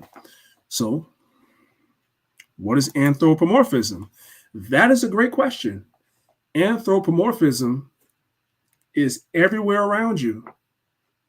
Anthropomorphism raised all of us as children. Every last person listening to me right now was raised via anthropomorphism, meaning what you were watching on television was anthropomorphism. You just didn't know that that's what it was called. And so you see the same device that's used in cartoons for children and books for children used in the Bible. And you can understand that it's a literary device in a book. And you can understand it's a literary device on TV, but you can't understand it's a literary device in the Bible. Huh? Let's watch this video. Pay attention. All right, so today's video, we're going to talk about anthropomorphism in the Bible. Let's get into it right here on Keeping It in Context. All right, so what is anthropomorphism? Anthropomorphism, by definition, is the attribution of human characteristics or behaviors to an animal, an object, or a deity. Stop. Let's go back. What is anthropomorphism? The attribution of human characteristics or behaviors to an animal or an object or a deity. I'm going to come out of here for 1 second, and I'm going to show you guys something. Let's come back up here. So this is Revelation chapter 12. We're just going to read verse number 3. It says, "And there appeared another wonder in heaven, and behold, a great red dragon having 7 heads and 10 horns and 7 crowns upon his head." What should stand out to you here is that these 7 heads all had crowns upon them, letting you know that this is actually somebody ruling. But instead of actually telling you that it's a man, it's using or employing a literary device called anthropomorphism, where they're using a beast as a symbol for actual men ruling on the earth. John is employing a literary device. Is everybody with me? Hope this is not too hard. John is employing a literary device. The crowns let you know that it's not actually a dragon, it's people. And Revelation 17 is going to tell you that at the end of the chapter. But instead of actually talking about the people in the literal sense, it uses anthropomorphism and uses a beast as a symbol. Everybody with me? Okay. Let's come back down and let's watch that again.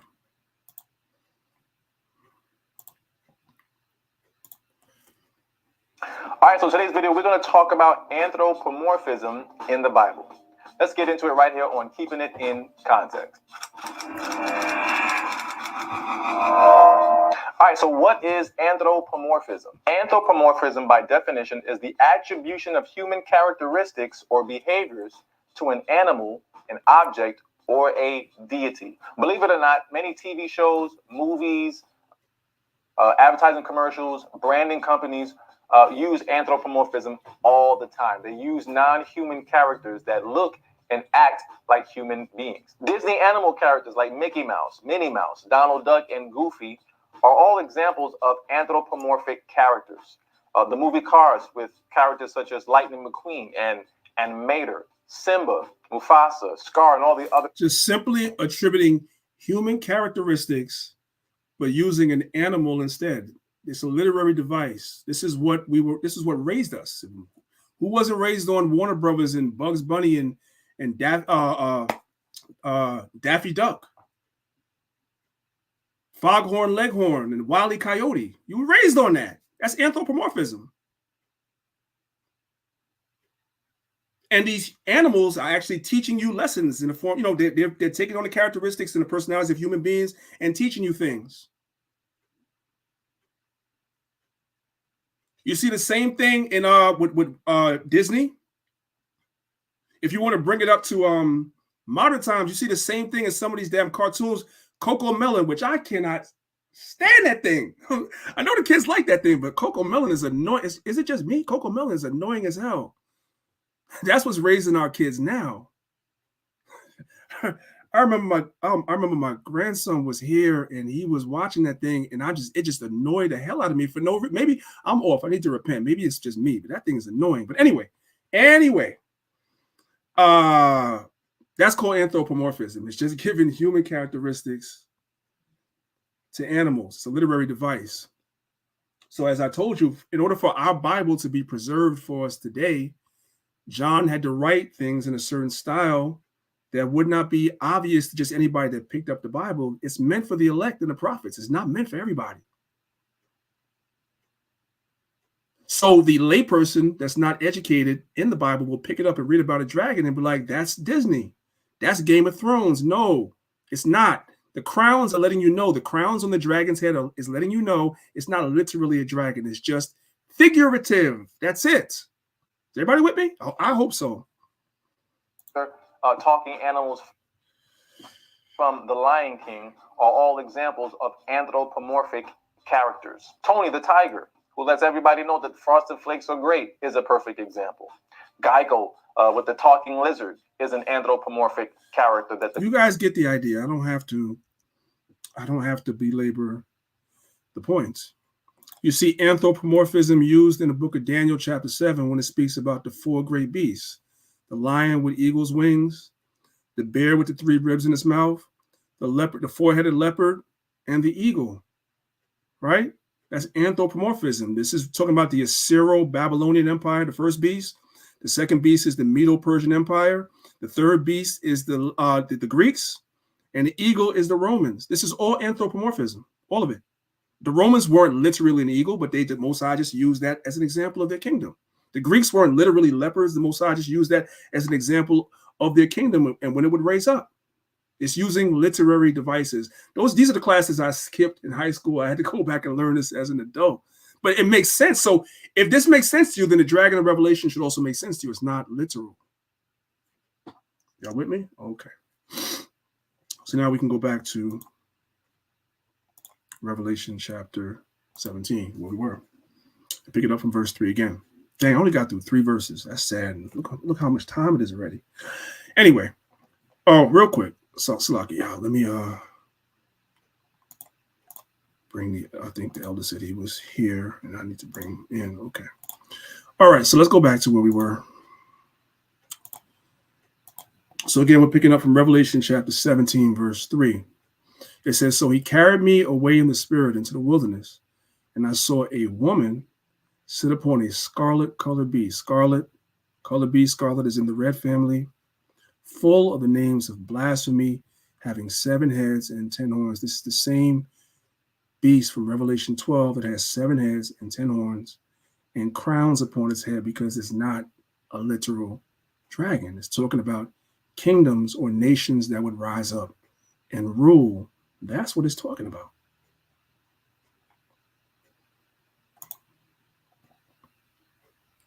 Also, when you guys look at that color scarlet, right? Scarlet also symbolizes sin in certain parts of the Bible. For instance, Isaiah chapter 1, verse 18, it says, "Come now, and let us reason together, saith the Lord, though your sins be as scarlet." So that scarlet color, twofold. It's talking about Esau, the Edomite kingdoms that would rule up, but it's also talking about this beast represents sin, and the nations are going to follow it in the sin that it promotes. "Come now, let us reason together, saith the Lord, though your sins be as scarlet, they shall be white as snow. Though they be red like crimson." Crimson is also in the red family. I got to come in. We're going to build it while we fly. We got to come in and put an arrow right there, right? Because crimson is also in the red family. So scarlet and crimson also, and sometimes can be talking about sin.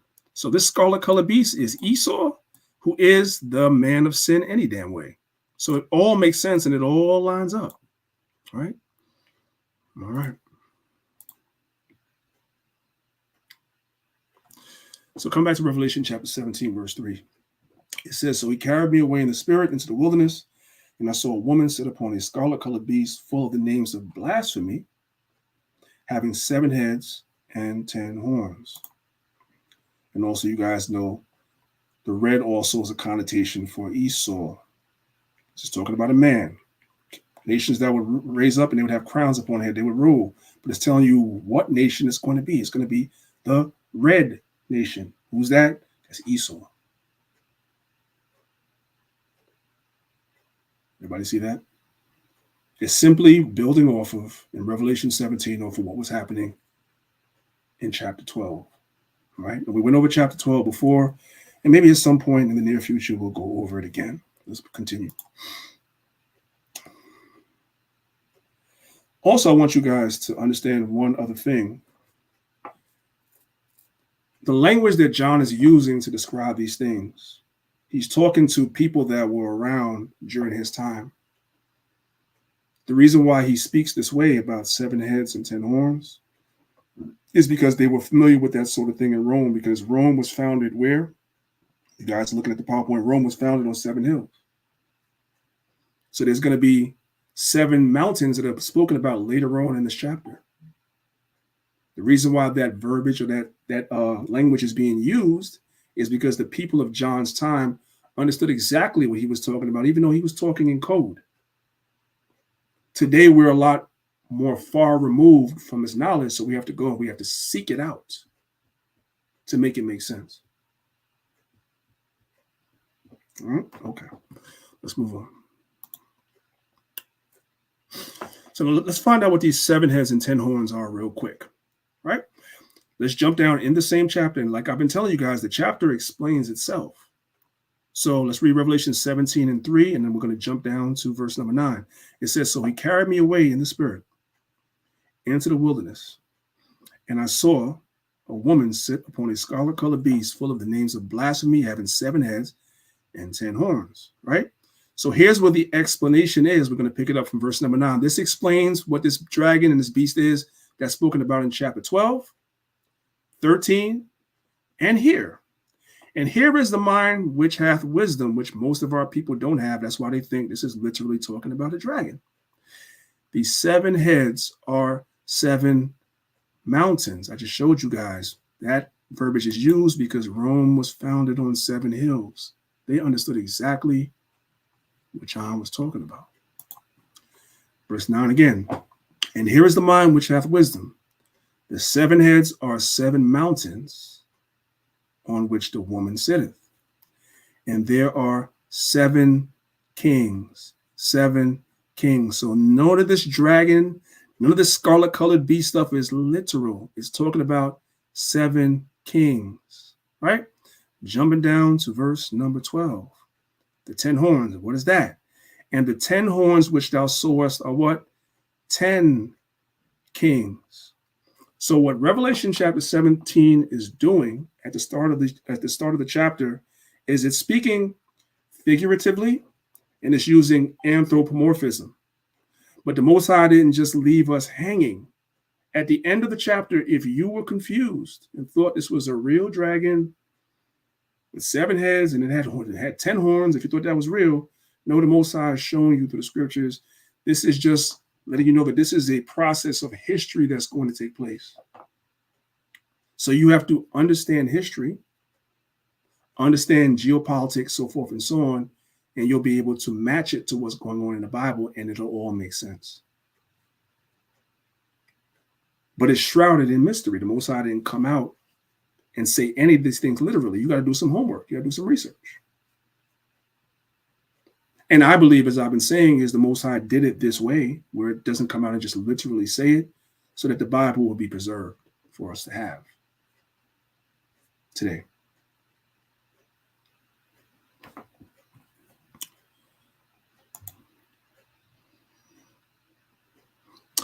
Also want you guys to see, when it speaks in Revelation 17:9 about these mountains being kings, the Most High also speaks about Israel figuratively when we rule as a mountain as well. This is Isaiah chapter 2, starting from verse 1. The word that Isaiah the son of Amos saw concerning Judah and Jerusalem, and it shall come to pass in the last days that the mountain of the Lord's house shall be established in the top of the mountains, and shall be exalted above the hills, and all nations shall flow to it.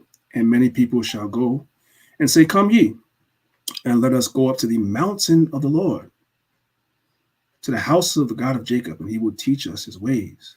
And we will walk in his paths, for out of Zion shall go forth the law, and the word of the Lord out of Jerusalem. So you guys can see, when we're ruling, the Most High figuratively refers to us as a mountain, right?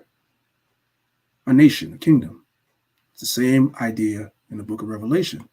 The prophet Micah agrees with what Isaiah said, but it shall come to pass. But in the last days it shall come to pass that the mountain of the Lord's house shall be established in the top of the mountains, and it shall be exalted above the hills, and all people shall flow unto it. So you guys could see that golden thread stretching all the way from the book of Isaiah to the book of Revelations. The Bible is showing you that it's saying the same thing. And if you're able just to put all the pieces together, it makes perfect sense. It's not far-fetched. It's not crazy. But a lot of our people just are simply not learned, nor do they desire to be taught. So thus, they believe it's literally talking about a dragon. And so the Bible is right up there with the Game of Thrones and any other fairy tale that they believe in. And they're going to stick with that. And that's fine, because it's not meant for them. Christ said, Blessed are your eyes, for you see, and your ears, for you hear. For many have desired to see the things which you see, and hear the things that you hear, and they can't hear it. I kind of paraphrase that a little bit, but that's what Yahushua said. You can't see it. Because these things, these secrets are given and really preserved and reserved for the elect, not everybody.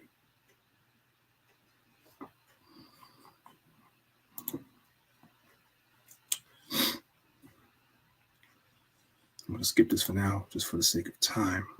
This is the book of Revelation, chapter 17. We'll pick it up from verse number 4. And the woman was arrayed in purple and scarlet color, and decked with gold and precious stones and pearls, having a golden cup in her hand full of abominations and the filthiness of her fornication. Now, I want you guys to notice, right, that the Bible says she had a golden cup in her hand filled with abominations. If you know about wine, when wine is consumed in large quantities, right, it distorts one's capability to think soberly or to think rationally when you consume too much wine or too much alcohol in general. This is accomplished today through their media, and more important, through social media. Our people consume so much social media that they think that that is reality. And every behavior, everything has become normalized through social media. And our people have consumed that. I mean, think about it. And we're all guilty of this. Many times, the first thing that many of us do when you open your eyes in the morning is you grab your cell phone. It's true. Hey, we all got to examine ourselves. I'll start with me. I do it. Most of the time I do it to check the time. But within the first half an hour of me being up, at least before I walk out the house, I will look at social media. That's actually a bad habit. I'm taking accountability, acknowledging that. I know I'm not alone. The difference is, of course, that we know the truth. So we're able to kind of just, when we see things online, it doesn't affect us because we know the truth. But I'm showing you guys that if we're like that in the truth, imagine Jake in the world. They're consumed by social media. They can't think straight because they're being bombarded via the algorithm with all the things that they see on their timeline on social media, and it becomes normalized. They can't think rationally anymore. And fornication in the Most High's eyes is wickedness and any offense to him, which is what's on social media. Let's just put it right where it is. That's what's on social media. To put the picture in an everyday context, the nations of the world are intoxicated with their rejection of God and have turned to the worship of the power of the dominating world power, which is America, the beast, spearheaded by America. What does all this mean? It points first to the powerful influence evil has on the nations of the world, so that people intoxicated by it and they can't think soberly anymore, because wickedness has become normalized and it's celebrated. We just saw that in the opening games of the Olympics. That's what we saw.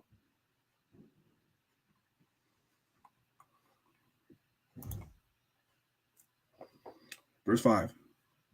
Question: is Mystery Babylon a religion? Is it the ancient city of Babylon? No.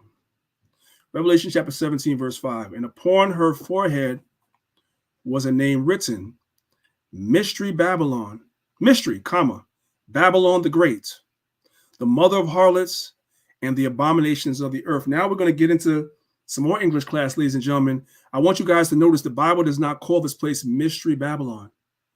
It says mystery, and what's after it? A comma. Hello? There's a comma there. The place is not called Mystery Babylon. It's called Babylon the Great. But it was a mystery at the time because people couldn't figure out what it was. So people take a wild guess. You'll hear people say Mystery Babylon is the Roman Catholic Church. The Roman Catholic Church does not rule over the whole entire earth, and everybody's not influenced by the Roman Catholic Church. They influence many, but they're not Mystery Babylon.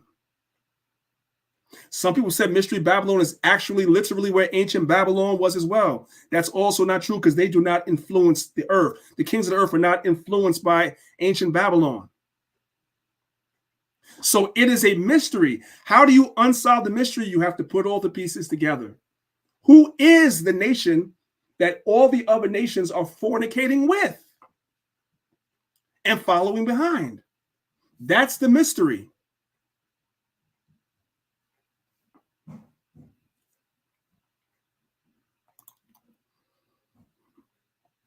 I also want you guys to notice this as well.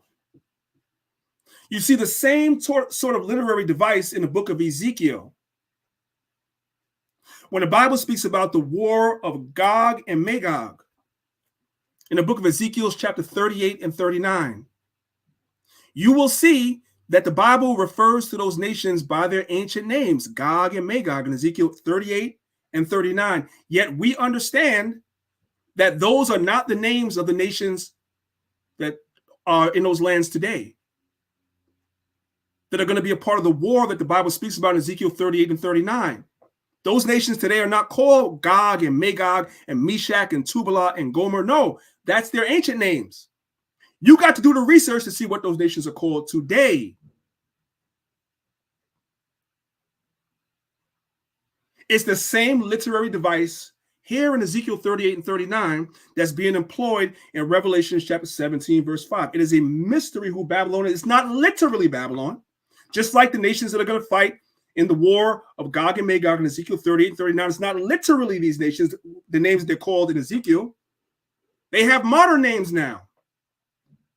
Well, it's the same thing here in Revelation 17, verse 5. Mystery Babylon is not the Vatican. It is not ancient Babylon, but it is a mystery. You have to do your research to figure out what nation that has this influence over all the earth.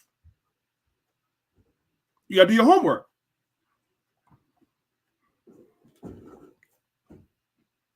The mother of harlots, meaning the nation everybody's following behind their whoredoms through their religion, through their political system, and their literal whoredoms, like the homosexual thing that we saw that's being exported all around the world. And the child pornography and the sex rings and the sex tourism and everything else that's coming out of this wicked ass place. You gotta do your research. It's the book of 2 Thessalonians, chapter 2. We're going to pick it up from verse 3. Let no man deceive you by any means. For that day shall not come. What day? When Christ comes back, shall not come except there come a falling away first. And the man of sin be revealed, the son of perdition, who opposeth and exalteth himself above all that is called God, or that is worshipped, so that he, as God, sitteth in the temple of God, showing himself to be God. We see that Esau doing that through all his imagery. That's the easiest way to explain that, although that goes on a deeper level. Verse 5. Remember ye not that when I was yet with you, I told you these things, and now ye know what withholdeth, that he might be revealed in his time. For the mystery of iniquity doth already work. So during the time when Paul was writing to the Thessalonians, he was letting them know that this mystery was already working. That was Rome. They were already headlong into this thing actually happening. Only he who now letteth will let until he be taken out the way. So prophecy had to be fulfilled. Greece had to rise and fall. Rome had to rise and fall. The French Empire had to rise and fall. The British Empire had to rise and fall, so forth and so on. All these different heads of this beast, all these different great kingdoms that Esau had to come and go to fulfill prophecy before we get our kingdom. And they were in the midst of it all the way back then when Paul was writing to the Thessalonians. But even back then, it was a mystery. People couldn't really understand exactly what it was that was being said. But we have an advantage point now of knowing history and being able to look back. We can actually put all the pieces together and see, yeah, this is America, man. Everybody with me? All right. Another good way that you can also make the correlation between America and Babylon is a book that was written by a guy by the name of Alexander Hislop called The Two Babylons, right? And he makes the correlation between what the Romans were doing and what the ancient Babylonians were doing, right? And America is Rome all over again. I would hope that everybody knows that, but somebody doesn't know that. So let's go ahead and let's show that real quick as we're about to bring this thing to a close for the week. America's Babylon, Rome all over again. So in case you're not sure about that, all right, let me go ahead and help you out with that, right? In ancient Rome, they had a Senate. Well, America has a Senate too. In ancient Rome, they have a statue to Jupiter. It's called Jupiter Enthroned. How many brothers and sisters know they have a statue of George Washington enthroned based on the statue of Jupiter? Do you guys see that? This is Rome again.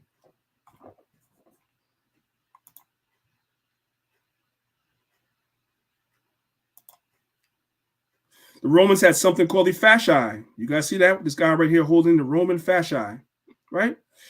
Here we have in the Capitol building, George Washington standing with a fasci. You see the fascia over here on the left with the things wrapped around it? This is a fascia right here. Boom. George Washington right here. This is Rome again. And you have fascis here in the Senate. Right here in the Senate Hall. Two of them.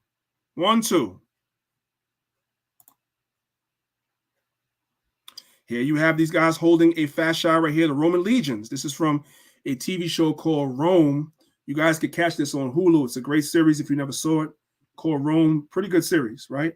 This guy right here is supposed to be Julius Caesar. And you guys can see that they have the ancient Roman fascia right there. See it? Okay, if this is now Rome again, tell me why Abraham Lincoln enthroned has the fascia right there. You guys see it? Right there.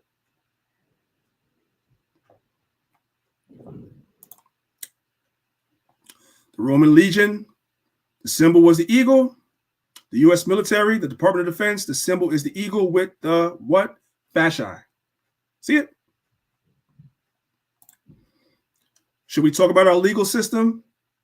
The terms of the legal system are all Latin terms. This is Rome again. This is Rome all over again. So this is a great book that you guys could get that actually goes into all that and makes the correlation between Rome and Babylon. And we just demonstrated that America is Rome again. So this is how we know America is also Babylon as well. Is everybody with me? Hey guys, time is upon us. I apologize, guys. I only got 5 verses into the chapter. That's pretty bad. I think that's probably that's pretty bad. But anyway, I got to stop it right there. If you guys understood the lesson and everything made sense, I want you guys to put 1 in the chat. Let me know everything was good. The lesson made sense. If you could.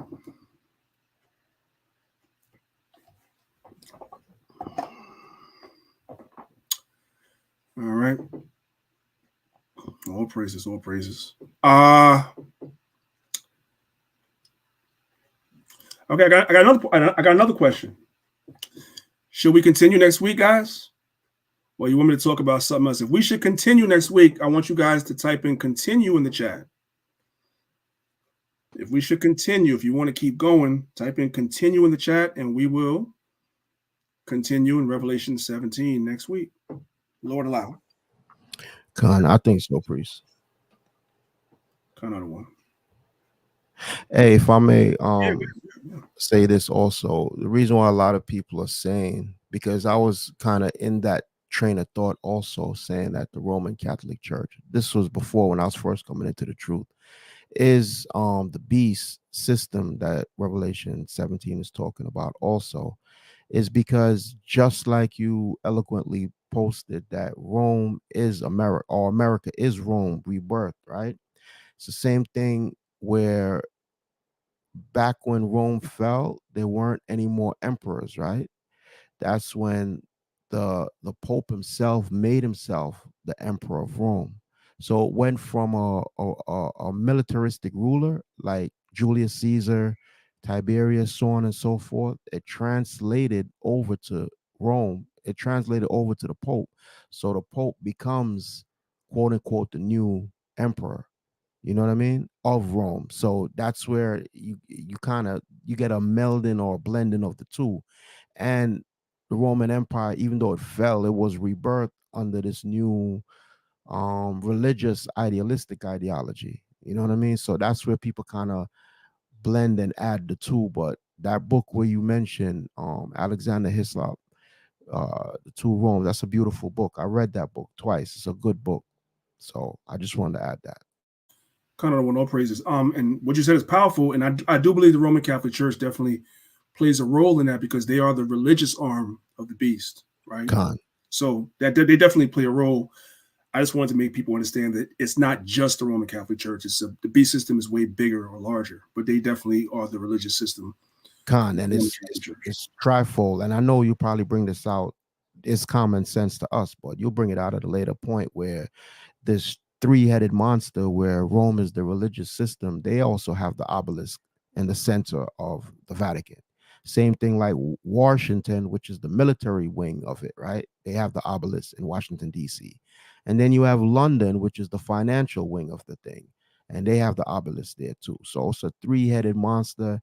But you're right, it does. That beast system covers the entire earth, but you can't pinpoint and break it down and say, oh, the Catholic Church is only it.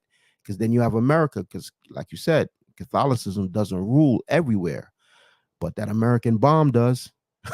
Remember when George Bush had a bomb? Was it called Moab? What president had that mother bomb? of all bombs. Yeah, more Exactly. They respect that bomb, though. They might not respect the Pope, but they respect that bomb. So kind of the one. All praises. All right, guys. So real quick, because we want to a lot of brothers from the conference game to do their thing. So we just have to make this announcement, which we've been making every week. So let me go ahead and share my screen real quick, and we will get out of here. Let me see. Where is it? Okay. Make sure the audio is on. Okay. So guys, you guys know that Lions of Israel is having a weekend full of events. The weekend of August the 10th. So August the 10th, we are having, after the Sabbath is done, we're having a boat ride, very similar to the boat ride that we had for our meet and greet for Passover. Again, I need for you guys to make sure that you guys are emailing us, which I'm going to play the video so you guys can know where to email us, right? Email us if you're coming. We need a head count, but it seems like it's going to be a lot of people coming from what Captain McGunn is saying. So it's going to be even more people than it was on the meet and greet. So I think we're going to have a good time. And then the next day we're having our annual cookout in the park. All these things can be accessed by just emailing us at the emails that we tell you guys to email us. All right. So with that being said, I'm gonna play this video real quick, and we're gonna get out of here. We back at it again, August 10th. There'll be another yacht ride in New Jersey. If you want to attend, everything is free. Free drinks, free foods, but you have to email us like last time. The email is eventsrsvn@yahoo.com. Once again, that's eventsrsvn@yahoo.com. Make your reservations to get your spots. The event will be from 5:30 to 12 a.m. That means there's going to be plenty of time to have fun and enjoy yourselves. The spots are limited, so put in your email as soon as possible so I can reserve you a spot. All right, if y'all was there last time, you know we had a great time. It was a beautiful event. Everything was lit. We was on fire last time, so don't miss this one.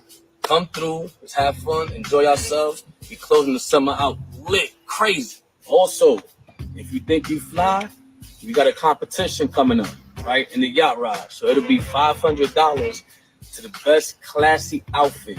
If you're a woman, we got 12 slots. If you're a man, we got 12 slots. So the best classy outfit, the flyest, is $500. Now, you know, for the sisters, we ain't talk about no ratchet outfit, you know, that we see out here with, you know, everything showing. You just want to see how classy you are, right? So if you're classy, let's do it. Let's make it happen. You already know. Peace and blessings. I'll see y'all there. All right. So he said, Cap said $500 to the best dressed man, and I believe the best dressed woman. So if you're coming through, you know, I didn't know last time people was coming through in suits and all that stuff. I was underdressed last time, but I'm be a little better this time. I'm gonna be a little better. I don't know if I was underdressed too. Yeah, I don't know. It's gonna be hot. I don't know if I'm gonna do a whole suit, but we're gonna come through. You know what I'm talking about? With that being said, brothers and sisters, I appreciate you guys. Zahab, you have anything else before we go? I don't want. I know time is running out. Just just support the ministry. Share, and share some more, man. That's all I gotta say. Yeah. So I appreciate you, brothers and sisters. Make sure you guys subscribe to the channels. If you're watching on YouTube and you're not subscribed, we'll be here next week, 10 a.m. Eastern time. Most I will try to be on time next week, guys, because there's a lot to go through. You know, sometimes priest is long-winded. So, you know, if you guys are here on time, I can get through it. You know what I'm talking about. So with that being said, it's your brother Priest Danyaahla representing Lions of Israel, Maccabeestv. If you're watching this video and you are not subscribed to our channel, and you haven't shown us love, you need to repent and believe the gospel, for the kingdom of heaven is at hand. With that,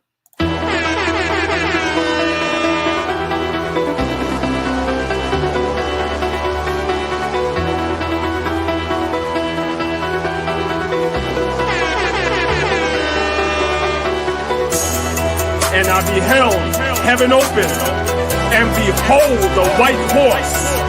And he that sat upon him was called Faithful and True, and in righteousness he's a judge and makes war. We are at so war. You better lace your straps up.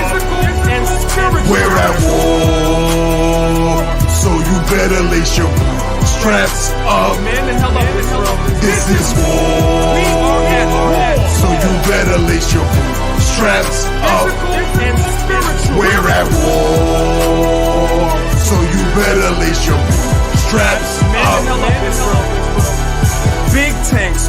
ships and planted hands with small chips. North Korea, Russian spies, war is at our doorstep.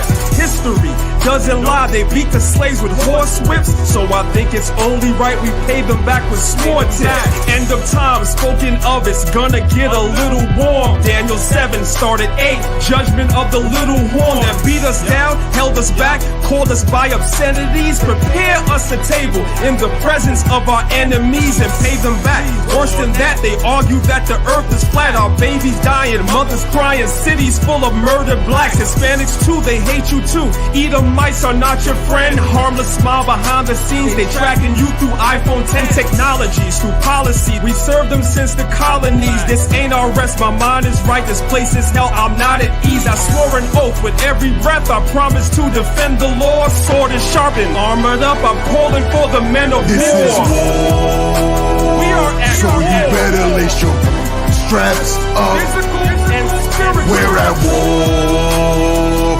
So you better lace your straps up. Man the hell up this road. This is war. We are at war. So you better lace your straps up. Physical and spiritual. We're at war. So you better lace your straps up. Man the hell up this road.